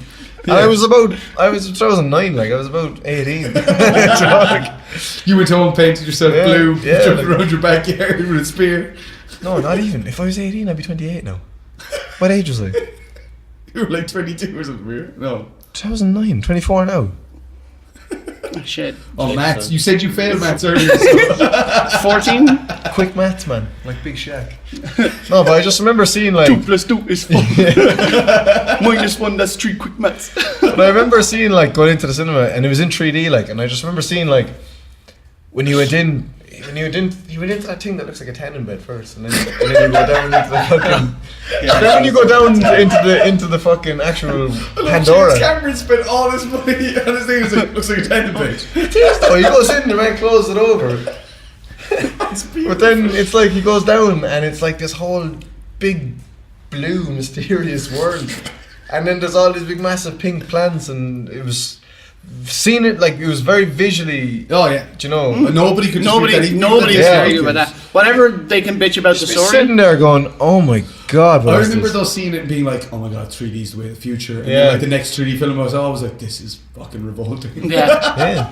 But like that probably for me was like I think I went to see it. I think I went to see it twice in 3D and twice in 2D because I was just obsessed with it. Still not on Shawcross's Guardians. How many times did you see 24 or something? Jesus. What, Guardians of the Galaxy? 2. You should get like an award. Really? Yeah, he did. Didn't he get sent? He got Marvel sent him a bunch of stuff. Mike Shawcross? Yeah. Really? Because he saw Guardians of the Galaxy 2 24 times, which was 4 times more than he saw Guardians 1. Yeah. In the cinema? Yeah. Oh my god. He has a limitless card. How did Marvel even know that? As many times as he wants. Limitless is the way to go. Yeah. Especially if you're Shawcross. Did he get in touch with Marvel? It was like, no, he posted. He posted something. It was like and tagged Marvel in it. It was like going to see it for the 24th time or whatever. And they got in touch with the cinema and was like, when he comes in, give him this bag of stuff. Then like a load of Guardian swag. Yeah, like like those were his two. Like those films. James Gunn favorited my tweet. Oh, nice. Yeah, that's pretty cool. Actually, there's one other film as well that we were talking about earlier is Logan. Oh yeah. Such a great film. I didn't go see it in the cinema. I just whatever was on at the time, I just couldn't. I just didn't have time, etc. I went to the cinema twice and I think I bawled my eyes out for 2 hours both times because I just no spoilers. No, but no, it's not even that. I just it's still relatively recent. No, but it's in Mark Logan said he only watched it for the first time, or someone posted they only watched it for the first time over Christmas. I think I was afraid. I remember I was kind of afraid coming into it. I was like, I think everyone's just been caught up in the emotional side of this, and it's maybe it's clouding their view of the actual film because we all know it's fucking Hugh Jackman's swan song and blah blah blah, and so I was kind of a bit nervous. So that's why I think I didn't go see it. I was like, I'm gonna wait till I'll wait till the hype dies down thing. And then when I did watch it, I was like, oh man, I regret not going to see it in the cinema. Yeah, man, I think I went to the premiere night of it. I was first in like at fucking 12 o'clock at night. Like I was like. But I remember seeing it, like, it's just the fact that it, like, he said it was his last time. And I was like, I grew up with Hugh Jackman as Wolverine, like, and the fact that he's still doing it. And I remember seeing, it was the fact with the Johnny Cash song in the trailer, I knew straight away, I was like, oh no. Why I was so afraid, I was like, are they playing on people's emotions because it's not actually a great film at the core? Like, I was so worried. The way it all seemed constructed, I was like, it feels like it's being done to play with people, to like, come on in. Like there was talk of Hugh Jackman and Patrick Stewart being nominated for Oscars for that, and I honestly would not be surprised if they were. Hugh Jackman had always said it was his last one. Yeah. And then now with the Fox merger deal, he has said the only reason he had previously said the only reason he would ever come back as Wolverine would be to be part of the Avengers. Yeah. So I would love that to happen. Like even if it was just a bit cameo. Like he's one in fucking First Class, which is the best cameo of all time. Go fuck yourself. They're allowed one fuck because it was a PG-13. Yeah. So it was like they gave it to Hugh Jackman for that moment. Do you know what's crazy? I heard the other day. Don't know. It seems like Hugh Jackman, like he's been playing Wolverine for 17 years or whatever, like since 2000. 2001, yeah. 2000. Robert Downey Jr. has just as much films in Marvel as Hugh Jackman does as Wolverine. Oh, I can imagine because he's had so many even smaller parts. Yeah, but if you're counting stuff like the Incredible Hulk, his cameo in that, yeah, you know, like they count that as. Yeah, he's been in like almost every Marvel film. And Spider-Man, yeah. Oh man, I can understand how Logan had a pretty massive effect on it. I watched the Noir edition first. I heard the Noir edition's pretty cool. Noir edition is really cool. It's almost like the Blood and Chrome edition of Mad Max Fury Road. Has anyone here seen the Rogue cut of Days of Future Past? I have. Yeah. The Is there Rogue much cut? in it? Yeah. Yeah, It's, because Rogue was A major story. was in it for. Oh, she was. She was Sure, only in good bit. small And then bit. they just cut her out for the entire film. So when they released the film, they released the Rogue cut. I never saw it. I never saw it either. The copy that I got recently, legally. I had no idea when I was watching it. All of a sudden, a scene popped up that I'd never seen. I was like, where's this going? And then they said Rogue. I was like, what's going on here? It goes back to the X-Mansion and stuff. Yeah. And it's... That was at the end of it though. She's only in it for like 2 seconds in the original one. I think it was better than the original cut. The original cut, yeah. Interesting. Because you see the emotion that was in the scene, yeah. You see Iceman and all them as well, Yeah, because I think the whole purpose of her in it is because you remember, it's Kitty Pryce, isn't it? That's the name of she phase shifts through walls and stuff. she's the one that's doing the yeah. Because she says it at the start of the film, even in the original cut, where she's like, I don't know how long I can hold it, where it's like, I've never done it for this long before. They play on that with the Rogue cut. Which is really sweet. One of the things I loved about what the films did that the comics didn't was in the first X-Men, like even throughout, they make the relationship they have with Wolverine and Rogue is kind of like the Last of Us kind of style relationship.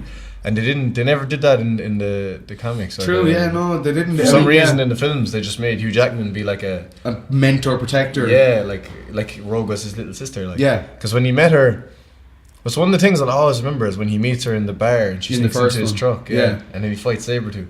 And then for some reason, I'm just always remind her, like, it's one of the things you remember is just her eating the Kit Kat in the car. Remember? It's one of those things that just sticks with me all the time. What's it? I mean, Dark Phoenix is going to be the last one now produced, would say, as the Fox universe. New Mutants. New Mutants. God, New Mutants looks so good. I want it so bad. Yeah, when I was watching that trailer at first, I thought it was like fan made or something. When I was watching it, I was like, this doesn't look like an X-Men. That's the one with Arya Stark. I Stark. thought that it came out through the official page. I was like, oh my days, they're taking the risks. They're doing like a horror X-Men movie. You see, that's because Deadpool started all that stuff now. The rated R. It did kick down the doors on R-rated films, like R-rated superhero films. Sure, they tried to get the Wolverine to be an 18s film, and then it didn't work out. And that's the guy who directed that also did Logan, and he basically has said, imagine how good the Wolverine could have been if it wasn't restrained. I remember when I first saw Logan at like around the start when he was like they were actually showing all this gore, and I was like, I remember just going, oh my god, Wolverine said fuck. Do you know, like he never said that before. What's it? I know. I'm kind of excited for the future of the comic book stuff with the fact that we do now have. I mean, everyone's like, "Oh, Disney, this sucks. Everything's been bought out, blah blah blah." But I'm like, yeah, but we get to have Doctor Doom be in the Avengers, and that's all I care about. Like, and not be shit, not be a hacker. Yeah. So does Deadpool 2 count technically as Disney's first 18s film? No. Deadpool isn't with.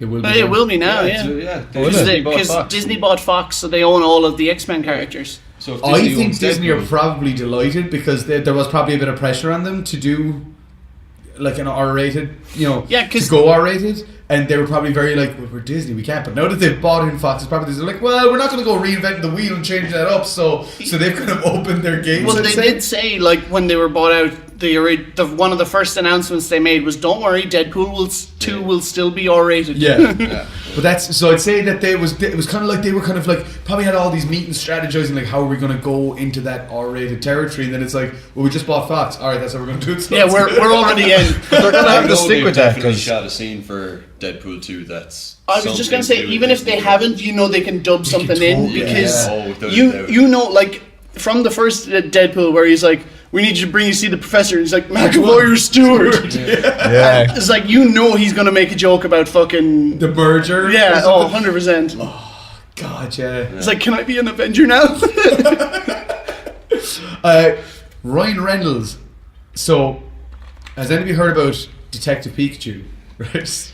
Yeah. So there's a film in Japan about Pikachu where he plays like Pikachu is a surly, angry little Pikachu detective. Danny DeVito. It was meant to be for years. People were petitioning to have Danny DeVito voice Detective Pikachu in a film. But Danny DeVito was like, what the fuck's a Pikachu? And he was like, oh, no, I don't want to do this. And so it was like, oh, it's not going to happen. And so Ryan Reynolds came out and was like, I'll voice him. He was really? like, I'll do it. No way. He's like, fucking being an angry little Pikachu, giving out about shit and just being like, yeah, I'm down for that 100%. Yeah, I heard he's going to be a live action Pikachu. Yeah, well, he's mocapping it and whatever, but yeah, he's going to be fucking Detective hilarious. Pikachu, which I was like, yes. Speaking of kind of like animation and stuff, did anyone see that trailer for Batman Ninja?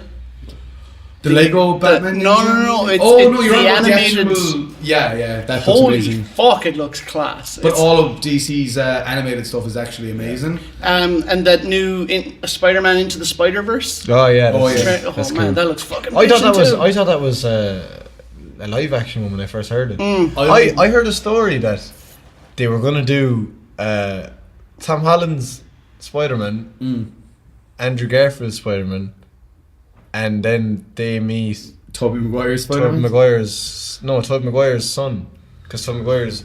They were saying that they were going to do two more Homecomings or two more Tom Holland Spider-Man films, and then they were going to do Spider-Verse. The Amazing Spider-Man 3 with Andrew Garfield, and then they were going to do Spider-Man 4 with Tobey Maguire, where he's teaching his son like how to This work. is quite an elaborate Adam, where rumor, the though. fuck did But you hear this? that's how the Spider-Verse I heard came about, and then they all get warped into these different dimensions, and they're all different Spider-Man. Never happened. It couldn't. No. I would love for that to happen. I think. No, Tom Hardy's Venom. There's the. Yeah. Well, so Tom Hardy's Venom is still technically connected to the MCU. That's what I'm wondering. Are they going? And do you know the to- story for that? It's well, I don't know much about it yet. But Carnage. No, I heard Carnage is in it. I heard the Carnage is story in it. that Finally. he makes an agreement with Spider-Man to move to San Francisco or something. All I know is that Stop. Carnage is in it, and that's all I wanted to see. Who's playing and Carnage? Tom Holland is in it. Who's playing Carnage? I remember when I saw it, I was like, oh, he's not like he wouldn't suit the role. And then I looked Cletus at Cassidy's one. yeah, but then I remember being like, oh, he wouldn't work. And then I went to like they took this guy, this actor. He's not a big actor. Like he's been in like TV shows or something, you know. But and someone had done like the orange hair or whatever, like the ginger hair and stuff. And I was like, oh, he could. Do you know what would be a good character for him is your man. guy from Scream, Matthew Lillard. He was always my Carnage. He's from The Walking Dead. He plays Trevor in GTA. God. Oh my I think he'd be unreal. He would actually be pretty Yeah. incredible as There's- Carnage. There's a reason we haven't seen Carnage in the films to this date, and it is just because of how There was no R rating, Yeah, and how and everyone wanted it as well. Like, Yeah. who doesn't want to see Carnage on the because screen? like that is the one where if they hadn't gone R rated at Deadpool, to bring Carnage in, you have to be at the R rated level. Yeah. Because Oh, he's yeah. he's a serial killer. Like Yeah. there is no, he's not like I'm a bad guy.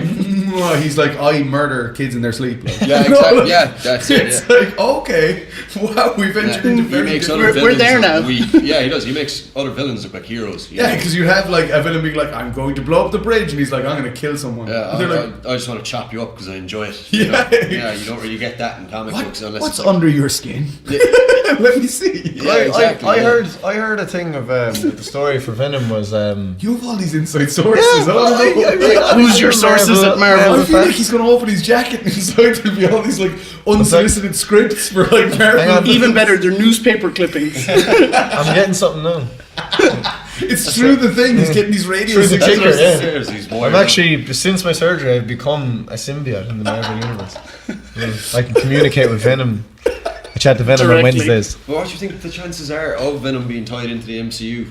I'd say fairly likely now. Well, yeah, Oh God, please. they've said so much as that it's going to be the same. Didn't It's the Kevin same Feige- universe in the same way that the TV universe is connected, but they'll never cross over. I wouldn't put Venom in with the Avengers though. I'd didn't put Kevin- Venom in with Tom Holland's Spider-Man films. Didn't Leave Kevin it there. Feige say like he got caught up in all of this? Where somebody, your one that was running the Venom film thing, Fucking was like, Sony lady. yeah, she was like, yeah, it's connected to the Marvel Cinematic Universe, and he's like, we need to clarify some things about Yeah. this. His job, I'd say, is rough. Because if anybody Oh. says something out of turn, you got to be like, I got to deal with this. Damage right control. now. Yeah. Man, did you see the Tom Holland thing on Instagram that he put up? Which one? The He was poster. going for the event for the release of Yeah. Infinity War. Which one? Oh, is this all He the way was forward? live, Yeah, and it yeah. said on the back. Do not show it to anyone. Yeah, it was he from was like, Mark oh Ruffalo. fuck! He tried to turn off the oak. But that was all staged. Yeah, I'm still low. I But think it was Still funny. the funniest thing is Mark Ruffalo like live streamed the first half hour of Ragnarok.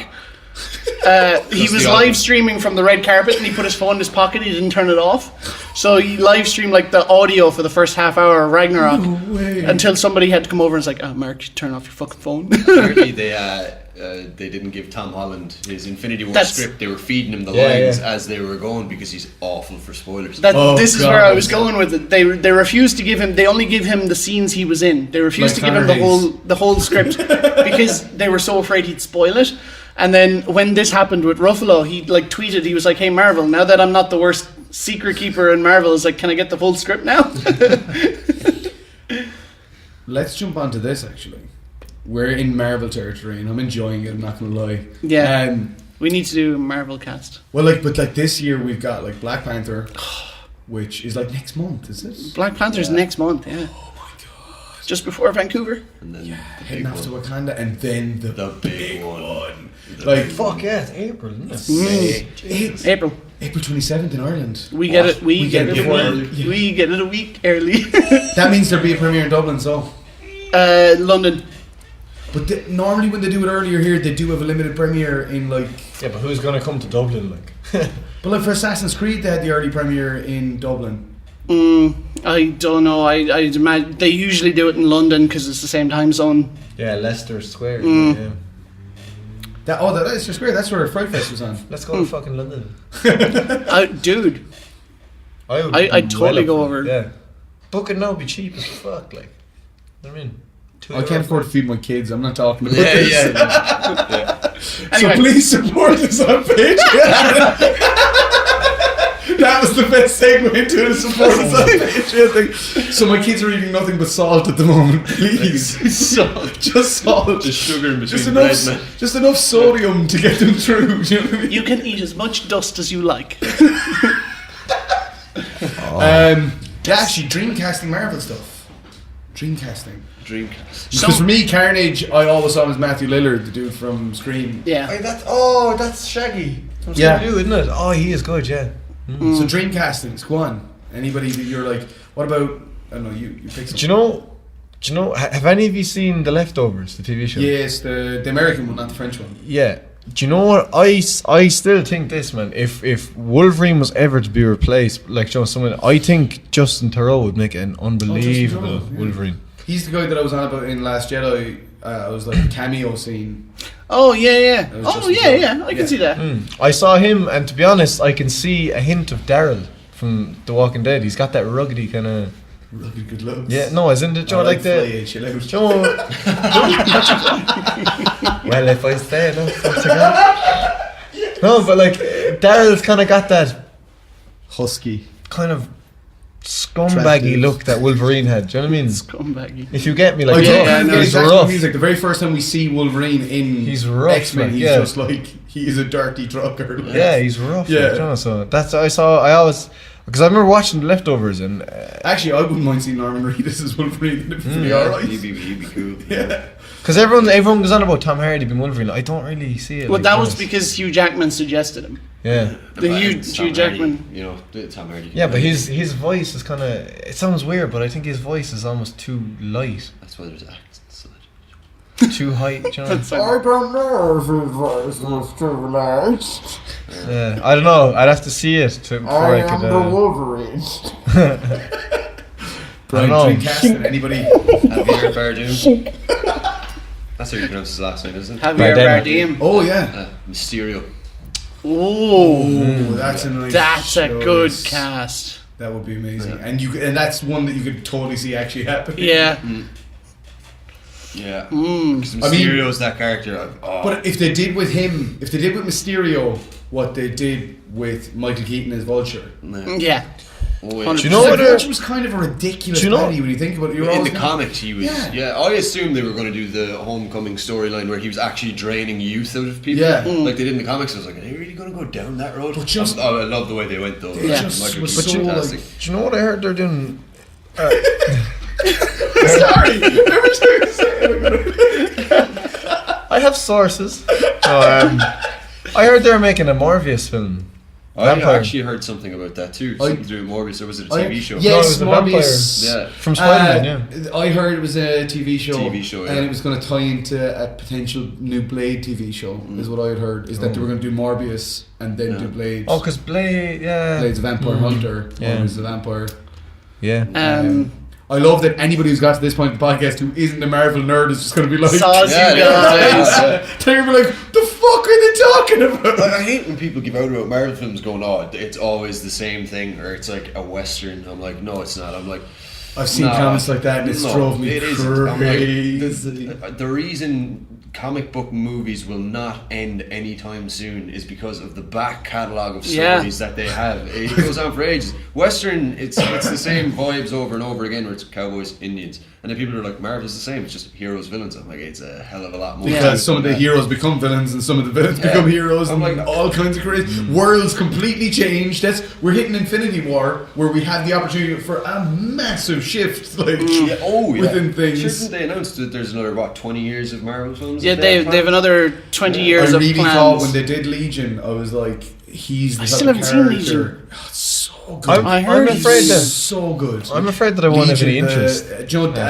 Professor Xavier's son, who is a split personality, and his 8 personalities have different powers, and some of them are good and some are bad. Dan Stevens plays him. Yeah, it's so good. Give that. Oh man, is that the one where he's like? He's in a mental hospital. In the first episode, yeah. And but basically, Xavier's son. He's Charles Xavier and some other superpower mutant. They had a kid, and they reference it in the show. They don't because it wasn't tied in. They couldn't kind of have Xavier turn up and stuff, but they do kind of. It's like they make references to his parentage and stuff. I thought The Gift was the X-Men spin-off show.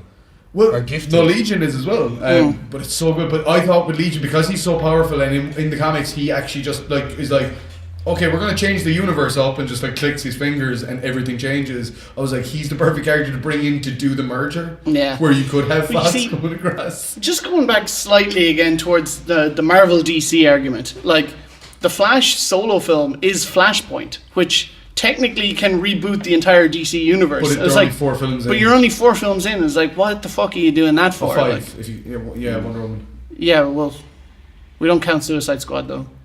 Okay, 6. I like Suicide Squad. The Suicide Squad broke my heart. It really did. I thought it was good. Watching the trailers, this is going to be amazing. It wasn't Suicide Squad. It was a Harley Quinn Deadshot film. Deadshot film. That was exactly what we met.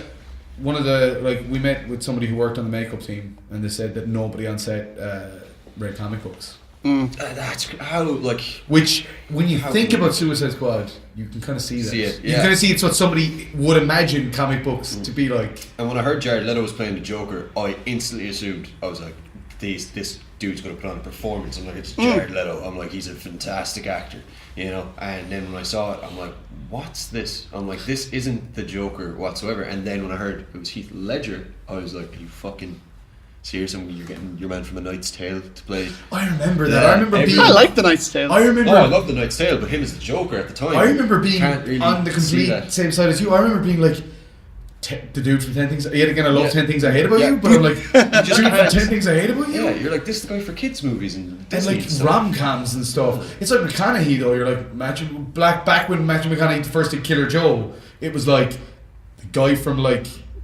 fucking Magic Mike and all those rom-coms throughout the 2000s. I love that Matthew McConaughey came out and said, hey, those rom-coms I did in the 2000s, they paid for my house. Yeah, exactly. Yeah. And then he was able to go and do really adventurous films Interstellar was unreal, I thought. I liked Interstellar. It drained the life out of me. When I left the cinema after Interstellar, I was like, I need to sleep, and I was like, that just took me places. I love but Chris Nolan is that type of guy that basically is he turns up and they're like, he's like, I have an idea for a film, I haven't fully cemented what it is yet, and they're like, it's fine, what? Here's a blank check. Write the amount that you will need when you're finished production on here, and it'll all be fine, no problem. I just watched Dunkirk.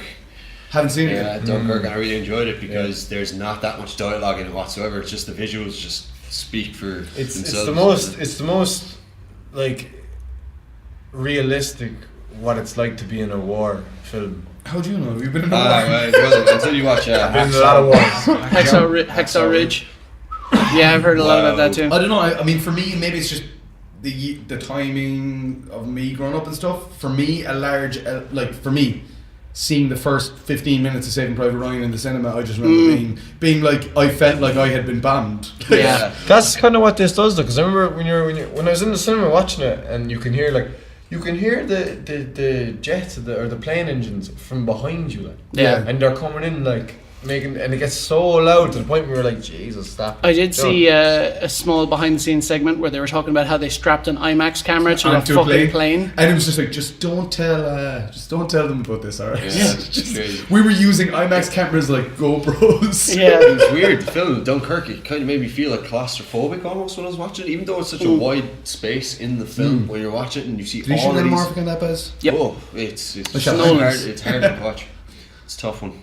Yeah, he's a filmmaker that I really respect, and a lot of people, he's reached a point in his career where a lot of people are turning now because they're going like, oh, he's too well lauded and too well loved, and I'm like, well, you earn that. You don't just get it. Like, it's not like he's just done one film and everyone's like, he's the best. Because like, if you go back to Memento, that's still one of his best films. Yeah, 100%. You know, it doesn't matter whether you give him, it doesn't matter whether you give him a couple, a low budget. Or the Dunkirk budget, he'll make a fucking amazing film regardless. That's the type of director he is. There's a short film that he made just before Memento. His college project. Yeah, it was fucking awful. Yeah. And a lot of people are like, we obviously can't make great things. I was like, that shows us that there's all hope. There's hope for us all. If Nolan makes a bad movie.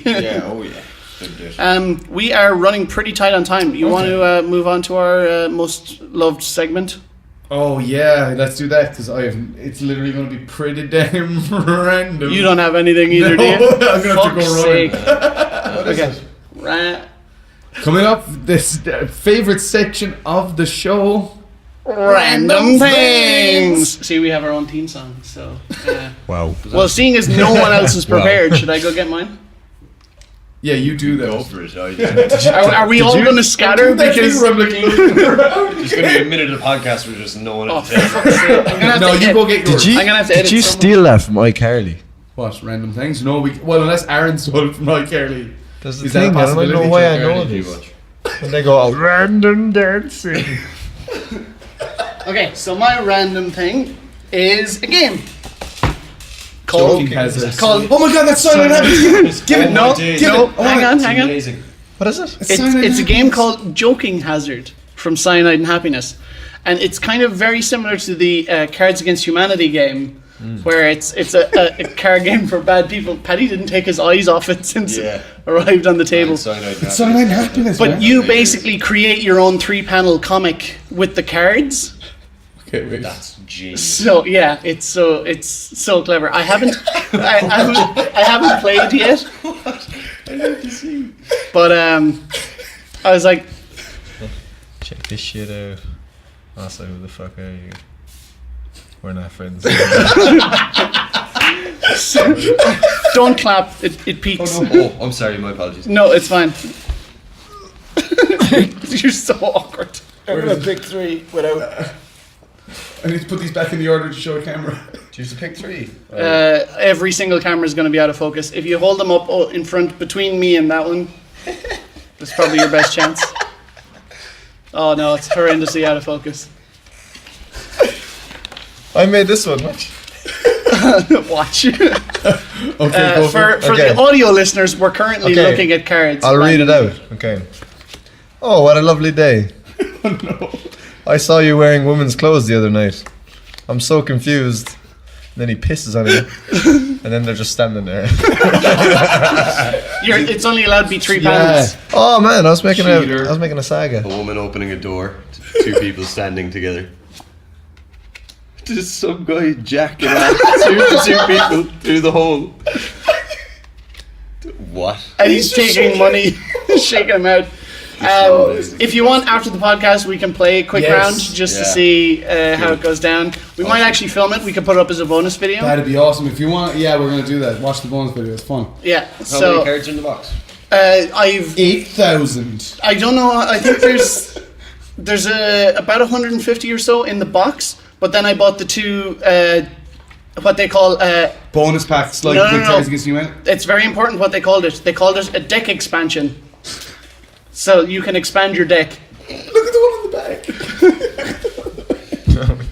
Your mom and so I yeah, are so- getting a divorce. Well, that's a relief. Oh my god. So that's my random thing because That's majestic. I ordered it in the hopes. That's not that random. I ordered it in the hopes that I'd have it for Christmas, but it only arrived on Tuesday, so didn't have it for Christmas. if you don't So I mind haven't actually played yet.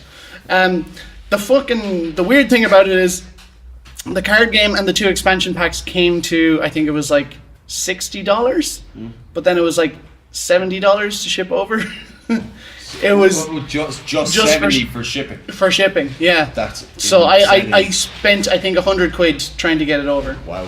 So hey, Cyanide and Happiness, sort out your fucking shipping, will Yeah, you? that's a bit of a joke.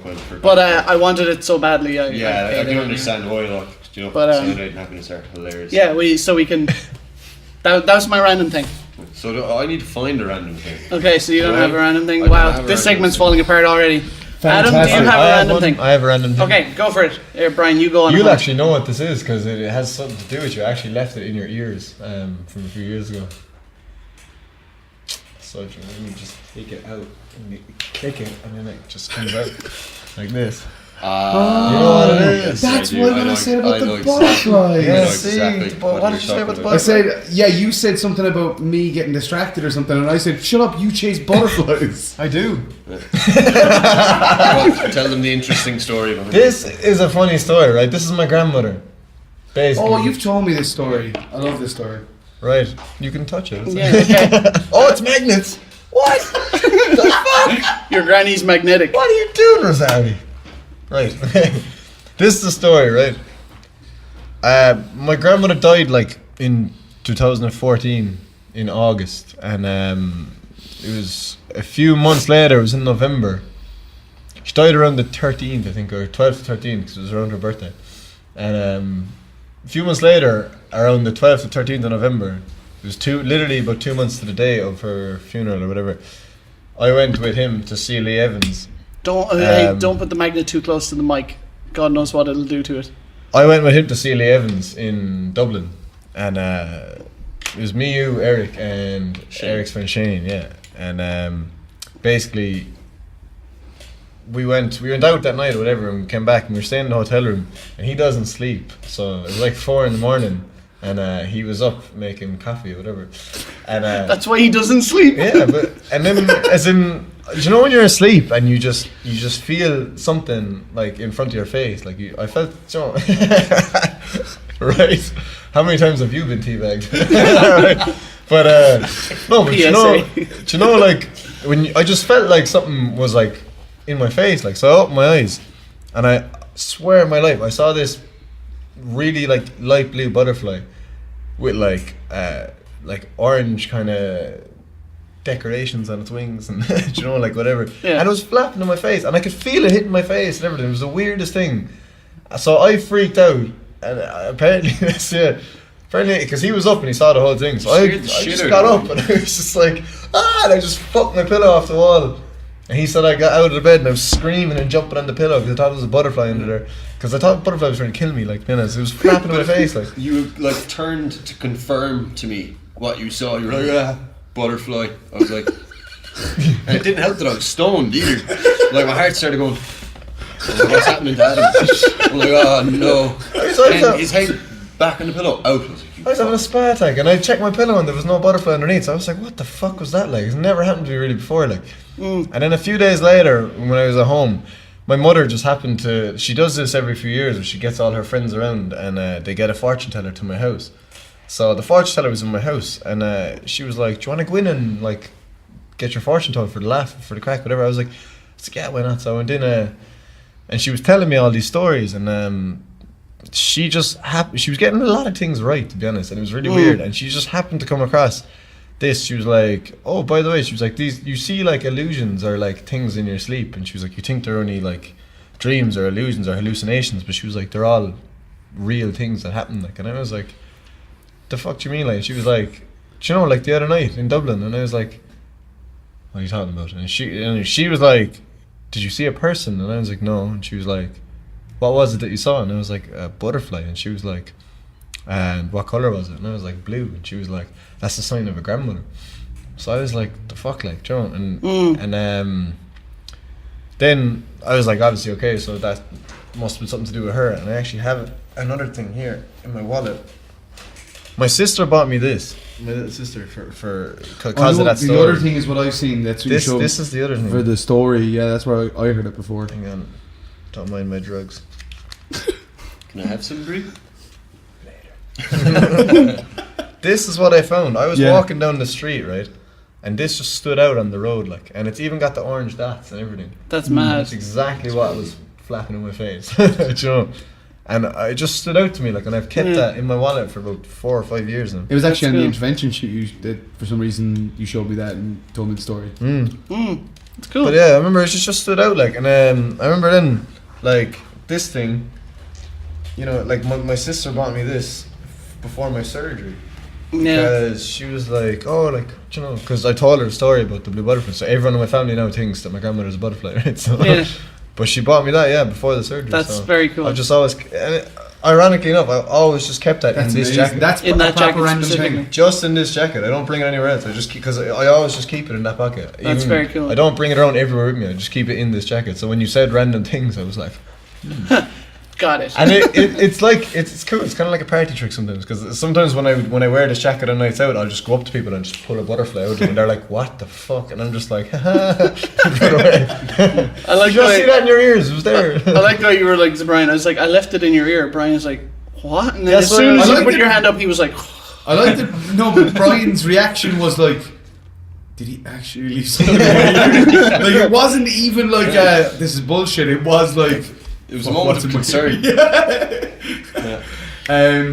did you find something? Yeah, but mine's random because I had to go randomly looking for stuff. It's not like meaningful or anything. So it's just this game for the GameCube, Billy Hatcher and the Giant Egg. Yes. It's like a fairly rare game. It's I not can't like, say I've ever played What's it. the size of that disc? oh yeah, little tiny GameCube discs. Fucking hell! Give me that. Discs. I'm so disappointed that. they're not cubes. Yeah. Look at the But link to that fucking disc. Look at the link to that disc. Look at that back. Fucking Christ on a bike. The reason that I like this game though is it's the guy who made Sonic the Hedgehog. It was like one of I his, can see that in the animation Vibe style. on the- I was just about to say. Yeah. The artwork, so but he's done quite limited amount of stuff. He did a game on the NES Cool. called Alfred Chicken. I do want to He see did the Sonic box. the Hedgehog, and he did Choo Choo Rocket, which was on the Dreamcast and is one of my favorite games ever. But Oh that man, game's you actually get a quite free rare. Billy Hatcher and the Giant Egg ringtone and logo. Yeah, for your Nokia 3210. Pre-owned, cleaned, tested, guaranteed. coolest kid in the That's How I like that my women. describes me. Okay. And my paddy. But yeah, I love GameCube. I have the only reason it's a random thing is because I have my GameCube in here. The animation from the game looks very like a cross between Mario and Spyro. It's quite like it's almost more like like Banjo-Kazooie and stuff. Those like old 3D platformers. Yeah. It's fucking bastard hard. Yeah. Bastard hard. Bastard hard. Yeah, I've never heard that one That's before. a Really? new, No? That's a new That's- fucking. you Why don't never you just say heard bastard? I like it. Bastard. The bastard. Yeah. That's bastard. No, bastard hard to be pretty common. Bastard Of my hard. generation, bastard hard. I heard Bastard Hard come out a lot more recently after Cuphead was released. Really? Yeah. Women on night out. It is, man. Those eyes. I remember. What's that? It's John's eyes on women. Oh, nice. John O'Connor. I don't even think he's subscribed anyway, so we can talk all the shit about him we want. He might see it when it goes public. I'll say it to his face. Stop. He's in social care. Yeah. Did you know he's in social care? Because he tells everyone. Oh, didn't is he? Yeah. Man, we went on a hike, right? Do you remember that? Did you see the hike we went on last week to the Galties, right? We're in the shop getting a fucking chicken roll, right? In the deli, like. And your one's there, about 70 odd with the fucking hairnet, and she's like, how are you doing, love? Whatever. And John's there going, somehow gets into a conversation with her, and he's like, yeah, I actually do social care, so, you know. That's so accurate. Yeah, your one's there going, I don't care. Like, I'm buttering your roll. Like, do you know? Do you want chicken? Do you want ham? I don't give a fuck about your job. Yeah, I actually do. So that's pretty funny. It was funny because Mikey Casey was asking me about like he was for fake quotes for the results night box, and one of them was "I'm in social care, John." He got to me the other day. And he's like, "So this is a thing now, is it? I'm in social care. It's all going everywhere." So I'm gonna make it as known as possible. Okay, Brian. Actually, I do have something random. It's something that I never really told anyone about, but and you know I'm not a man for jewelry, but my mom got this ring when she was like 16 or 17, and she gave it to me around the same age. But it's a howling wolf. Oh, cool! And she gave it to me with the reminder that the wolf on top of the mountain is never as hungry as the wolf who climbs the mountain. And she told me to treat my goals as such. So it's always a reminder for me to look at. It's a bit on the deep side, alright. Yeah, that's very, very cool though. Yeah. So I never heard that phrase before, but I really like that. Yeah, it was probably one of the greatest reminders I was ever given. So very, very cool. It's very much like that whole idea of, oh my god, this is like something out of a horror film. Don't look behind you, guys. Oh my fucking god! Who is it? Oh my! Just don't look behind you. You've one guess. Casey. No. Aaron. Yeah. You had one guess, motherfucker. I took two. Oh my god! It's the fact that he had long hair made it worse. It's just blowing in the wind. Hey. Kind of got this whole Jim Carrey and his mushroom stage thing going. So, for the last 5 minutes of the podcast, do you want to jump on as a special guest in between the two boys? I don't mind. Yeah, we only have like 5 minutes left. Hop in there between the two boys. I'm just sitting there making things really awkward. I said, hop Come on, come around. You want to share my mic? I'll share whatever you want. So guys, Aaron arrived. Hey Aaron. How's it going? Friend. We just had a really deep moment and now Aaron's here, so I don't know how to feel about this. Yeah, it ruins everything. Hello. You're looking luscious. Thanks. It would have been so funny if Aaron showed up just before Brian had a random thing. It was like, I brought an Aaron. Man, I actually took the life out of me there, man. Fucking hell. It was amazing because I said like don't look behind you or whatever, and he looked over and he said, Jesus Christ. Yeah, man, Your hair was just blowing like in the wind. Is that what freaked you out? Like you were standing on a hill like you're about to kill someone. That's what I do now. I wait on hills and murder people. That's my new jam. So we just Aaron of course was the creator, or well the concept behind random things. Yeah. Did you steal it from Mike Did you Hardy? steal it from Mike Hardy, Brendan Denson? I've never watched something. Neither have I. Yeah, neither have I. Yet Adam was very clear where it came from. You stole it from Mike It was a Hardy. podcast. It was a podcast that I wanted to do, and I was like, "What would just start conversation?" And then we were doing this, so I was like, "Yeah, let's just use it for this." Yay! I'm glad you did. Woo! You're fucking welcome, you dicks. We've mentioned it like 3 fucking episodes now. Yeah. I'm joking. It was like, we didn't steal it from Mike Hardy. Mike Hardy stole it from Adam's I'm- private source Yeah, Mike Hardy stole of it from information. Wait, years ago. Adam has a source. We need to tell you about this, right? Tell him some of the rumors you've heard. Right. What was the rumor? The one about the Spider-Verse. Yes. Okay. Right. I heard a rumor from a source that Don't clap! Tom Holland has 2 more Spider-Man films coming out for his Spider-Man. Yes. Then they're going to make The Amazing Spider-Man 3 with Andrew Garfield. Then they're going to make Spider-Man 4 with Tobey Maguire teaching his son how to be Spider-Man. Okay. And then they're going to put them all together and fight Carnage and Venom and make a proper Spider-Verse live-action style film. You heard this from his source. You heard this from What are his you going source. to do? From the source. My source. Or from the main. I just see you It's the going source, down- your I see you imagination. going down back alleys to try and get Marvel information. My brother got a hot What actually happened is, yeah, but like what actually happened is like we're down this alleyway where there's fire stairs. What was it called? Fire escape. Fire. A fire, yeah, one of them, right? And then this lad swings on an upside down rope, comes down like this, and he just gives me these notes, and he says, "All this shit's happening." I like the way they're handwritten. It's not even word of mouth that he's possibly getting wrong. He's reading this information. Fire stairs sound like something from like fucking Sonic the Hedgehog. Watch out, the fire stairs to kill you. Cool. Stuff happens on it. What stuff happens? We wrap this bad boy up. Quick question though. So what are you guys? What's next for you folks? I have a fight with a fly scheduled in my bedroom. 5 rounds. I went 5 rounds in the last time. If you look, there's 3 dead flies now. Just can't fuck. They're bites. And you? No, I keep them in a room. I hang them up to let the other flies know. Don't fuck with me, right? So these keep coming, man. They're coming to avenge their fallen brothers. Like they're just like Fucking TKO. wash your jocks once in a while. You mightn't have as many Nothing to flies. do with that, right? Nothing to do with that. If we learn anything from the three don'ts, that he washes his jobs way too often. Exactly. He cycles them. I'm the most hygienic traveller you've ever met, right? But no, it's the fact that when I leave my window open all the time to air out my room and stuff, so the flies always come in, but I just never let them get away because I'm like, you're fucking in my room now, you're going to jump. But to answer the question, what are you up to now? What am I up to next? Like, yeah, what's next for Adam Moylan? What's next for Adam Moylan, actor, philanthropist, etc.? I am hoping to do a short film that I've written in the mountains in the next few months. I'm doing it with Steve, and him. He's also on board for it. But basically, it's just a script I've written. It's about it's called I See You, and it's about I sent you the script. You showed me the script, yeah.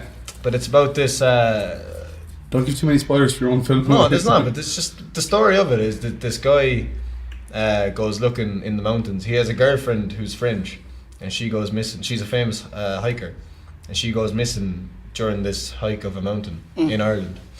And he goes after her because it's been weeks, and the search party is starting to give up on her. So he basically says, I'm not having this. Like, and he goes out looking for her himself. And he gets all hiking gear and stuff, and he hasn't any experience with climbing or anything like that.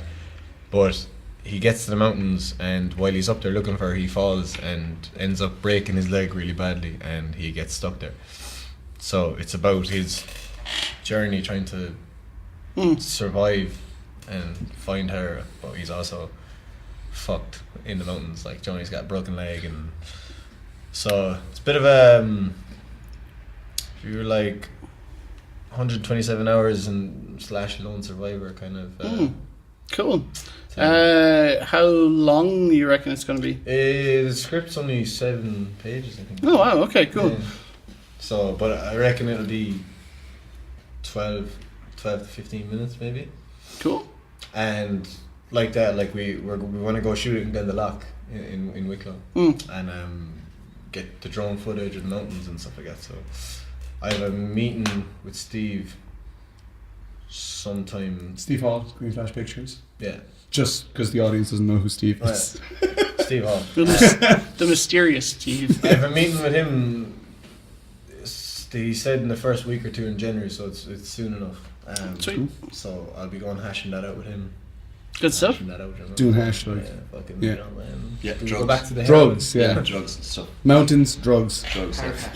Good stuff. Mountains, drugs, hard hashing, Ireland. That is what's next for me. Brian, you want to I feel talk? like I've been writing anyway for the last few months like crazy, so now it's time to get back into the physical side of things. So you are aware of what I'm aiming for next. The short film I wrote, Dungarees and the Little Crusader, which this wonderful man said he will direct. And so it's one that's very close to the heart because it's the first kind of feel-good adventure story that I've ever tried to do. Everything else I've done has been a bit on the dark side, so this one's quite uplifting. But if I was to give a very simple rundown of it, it's, do you know when you're a kid and you believe you can just do anything, absolutely fucking anything in the world, and it's I have essentially about this 8-9-year-old kid that's just constantly seeing what's going on in the world today, from Trump to Korea to Syria to all the shit that's just ruining the planet at the moment. He sees it and he's like, fuck it, I'm gonna change it. So yeah, that's pretty much Dungarees and the Little Crusader. So I'm hoping hoping all going well. Seeing as little Connor, my cousin, I want him for the lead because that kid's charismatic as fuck. Hopefully around his Easter break when he actually has time. So we've only used him for like an hour and a half before. So having him for maybe a 3 or 4 day shoot. We'll see what happens. Yeah, we'll see what happens. We'll roll the dice and hope for the best. That's all you can ever do. Yep. Deadly. Cool. What's next for you, Buzz? We're gonna play this card game. Deadly. Yeah. Bonus video. I mentioned it on the previous podcast, but yeah, I'm still going ahead with second feature in March. So, and it's changing dramatically every day.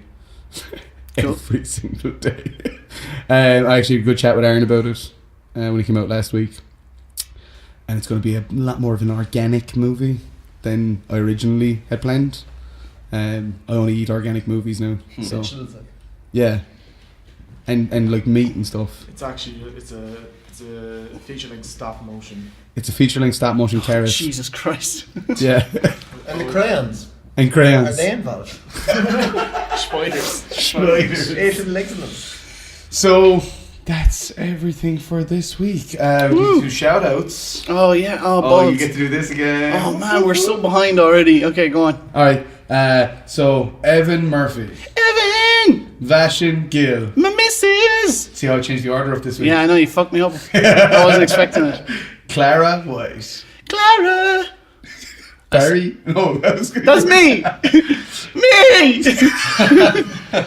Me! Greg Orsi. Greg! Stephen McGuan. Scooby! Nicholas Vince. Chatterer! Tyson Degenerate. Degenerate! Robert Novak. Mr. Novak! He got a Mr. Look at that. He got a Mr. Brian Fahey. Daddy! Charlie Compton. Mr. Compton. Straight out of Compton. Aisling Healy. Aisling. Orlaith Brennan. Bear! Nobody cares about the she-bear. Jade Murphy. Jade. And Kelleron. #11. Yurt. So, just to kind of close this out, Adam and Brian can both be seen as feuding forces in the Three Don'ts, which is available, as we said at the start of the podcast. So just go fucking buy it. Feed us. Feed us. You can help feed a starving filmmaker. Several starving filmmakers. Living off one digestive a week. For £5. We actually have to share that digestive. One chocolate digestive. You ate all the digestive? Just the pig! Did you say all the digestive? Yeah, the one. Digestive. That was supposed to be shared between all of us. I can't even speak. Digestive the digestive. So thanks very much, guys. A huge shout out to all our patrons, not just the ones listed there, but all of them, because you all give us money. And one more time, Abby, please come home. And I've been Paddy Murphy mostly. I've been Barry Fay all of the time. So big shout out to our guests Spartacus and Brain of House McFlanagan. both of those. Yeah. And Aaron appeared as well. And Aaron. Wild Iron. Yeah. Call him Squirtle. Wild. Squirt down. Thanks very much, and we'll see you next time. Bye.